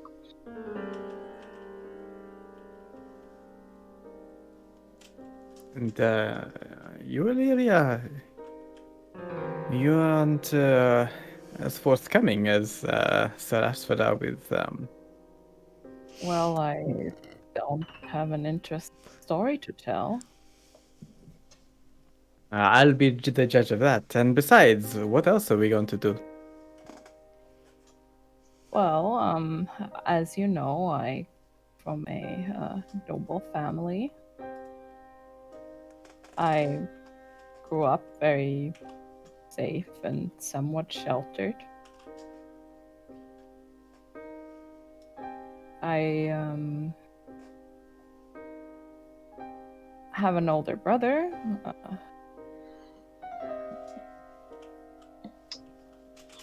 That's it? You just have an older brother? I mean, give us some more juicy details, at least something dramatic. Did you have to leave your family? I need a more juicy story for this mundane cart ride. Next, if you would let me continue, I could tell you more. Sure. Tell me your pain. Like, I mean, pats her on the shoulder and gives guidance. you are a pain in the ass, Nick. Oh, well, sometimes, But, yes. Well, my brother was very, very smart. We obviously got a very good education. And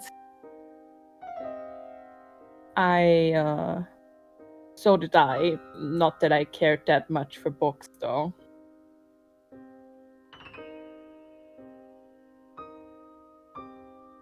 Well- I used to play pranks on the servants quite a lot. Pranks, you say? What was a prank? I mean, Krakos, you've got a kindred spirit here. Pranks everywhere. You two play careful now. Except I was a child. No offense, Marcus. What? And Oh, Jesus. you know, my parents wanted me to be like a scholar or something. Didn't expect me to run off and join the military instead. Well, what made you decide so? I wasn't gonna spend the rest of my life burying my nose in dusty old books. Well, that is fair. So what do you want to do instead?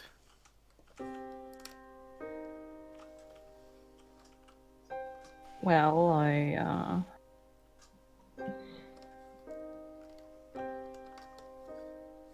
haven't figured that one out quite yet. Do you find your line of work now satisfying? I do. Most of the time.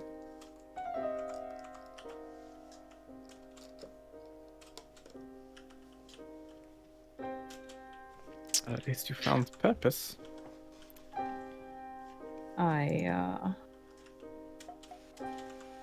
really just sort of like wanted to, you know, make my own choice for once and you know, show my show my parents that I'm quite capable of that. Oh, I see. I see. I'm Give pretty it. So you first joined, there were some bets made on like how long that runaway noble would last. And I take it that they've lost by now? Probably have. At least if you should return to your family, well, you can tell your brother, who sticks his nose in books, who I can only assume has a scrawny frame, and, challenge his manliness. Oh, he's actually like, did skip out on like training. He's actually pretty handsome. Like has has girls all over him, that sort of thing. Well, that's unfortunate. Good for him. I mean, I'm not interested in like showing it to my brother or anything. Like I just want to do my thing, really. you talk about your brother like he is the benchmark to measure yourself against.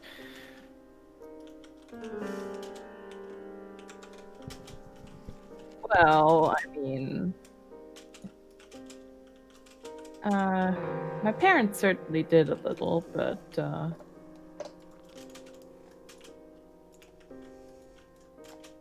I think I found my strength.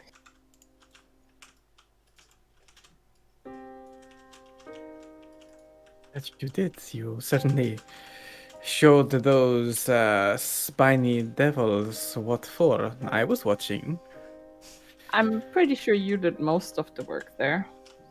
It was a team effort. I mean, I couldn't have done it without you guys. And, In fact, I was in kind of a predicament when, they were flying and out of my reach.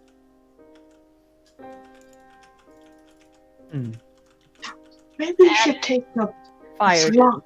to harm them.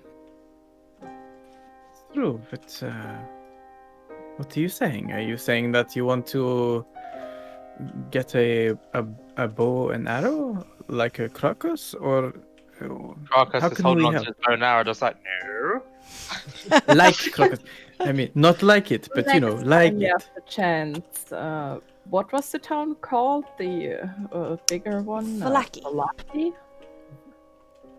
Indeed. Once we're there, I might go and look for a crossbow. Oh, are we all going all the way to Vallaki? Until then, let's just hope we aren't facing anything that's immune to fire or out of reach for my blade. I must Well- agree. You hope that whatever comes our way is wearing plate mail so that I may smash it and take that armor. If we go into Vallaki, then there's something I must tell you all. I thought we were going elsewhere to protect Eliria, but Arena. Of course. Arena. Arena, yeah. I mean, not right now. I meant if we ever go there. We are heading for. Either the walled Valaki who are able to resist the Devil's Strahd a bit, or all over to Kresk and the cloister, where it's like the largest center of worship to the Gleaming Lord. Did we Yes. want to make a trip to your people? Well, she looks over to Nick.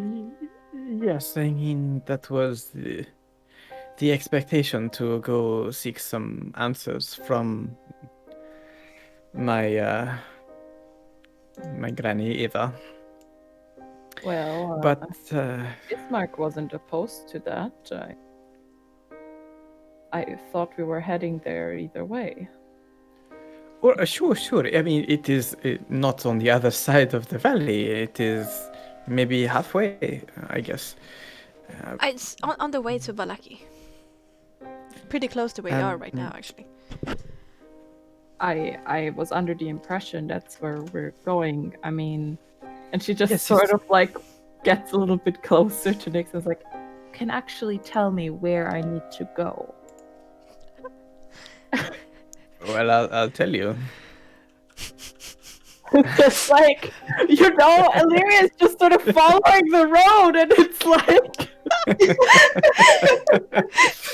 You follow the road, Eliria. I believe it's up on a hill. At least when I spoke to the girls in the Blood of the Vine, it was. They said that they hadn't moved since last I left them. So, classic Vistani. Just like sit around, enjoy the same scenery. But it shouldn't take too much longer, I don't think. But what I was meaning to say was that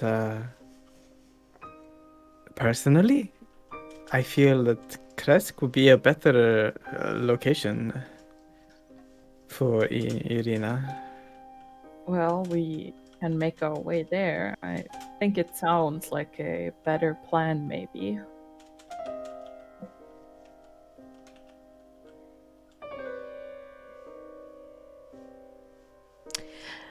As you think about that, and for this whole conversation, the woods open up a little bit to show a small meadow.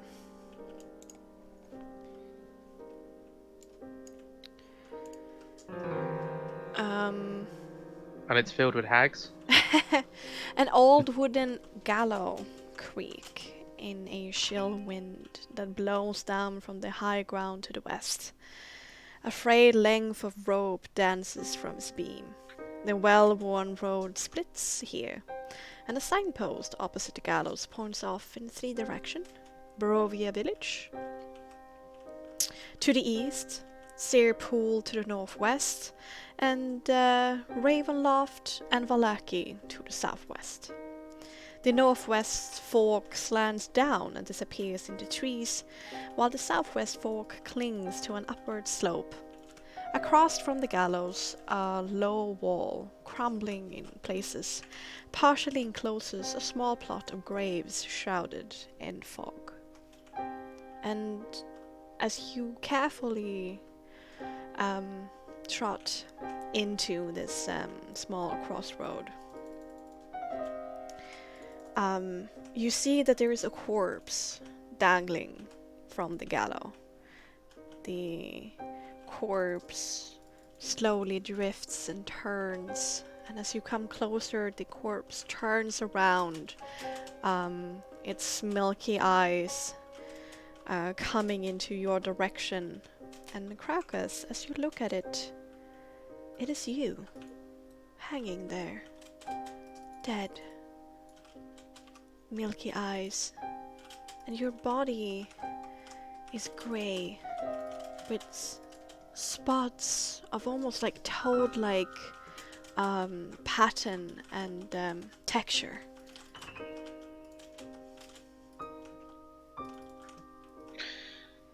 Well, Krakus is going to have another one of those big existential moments and start patting himself just to make sure that he isn't actually that thing he's looking at. The rest of you see a nondescript half-elven man. I noticed Krakus freaking out. Yeah, Krakus is freaking out. He's like pinching himself. It's just like, oh dear, I'm alive! I'm alive! Did you guys see that? You what, Crocus? It's me! It's me!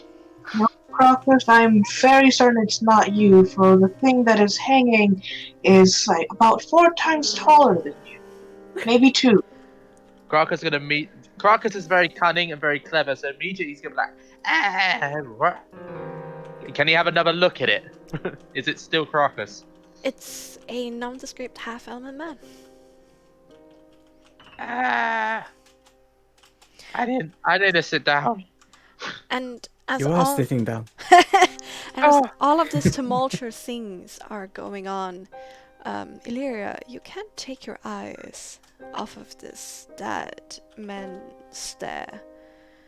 And in your vision, the man raises his arm and points at you.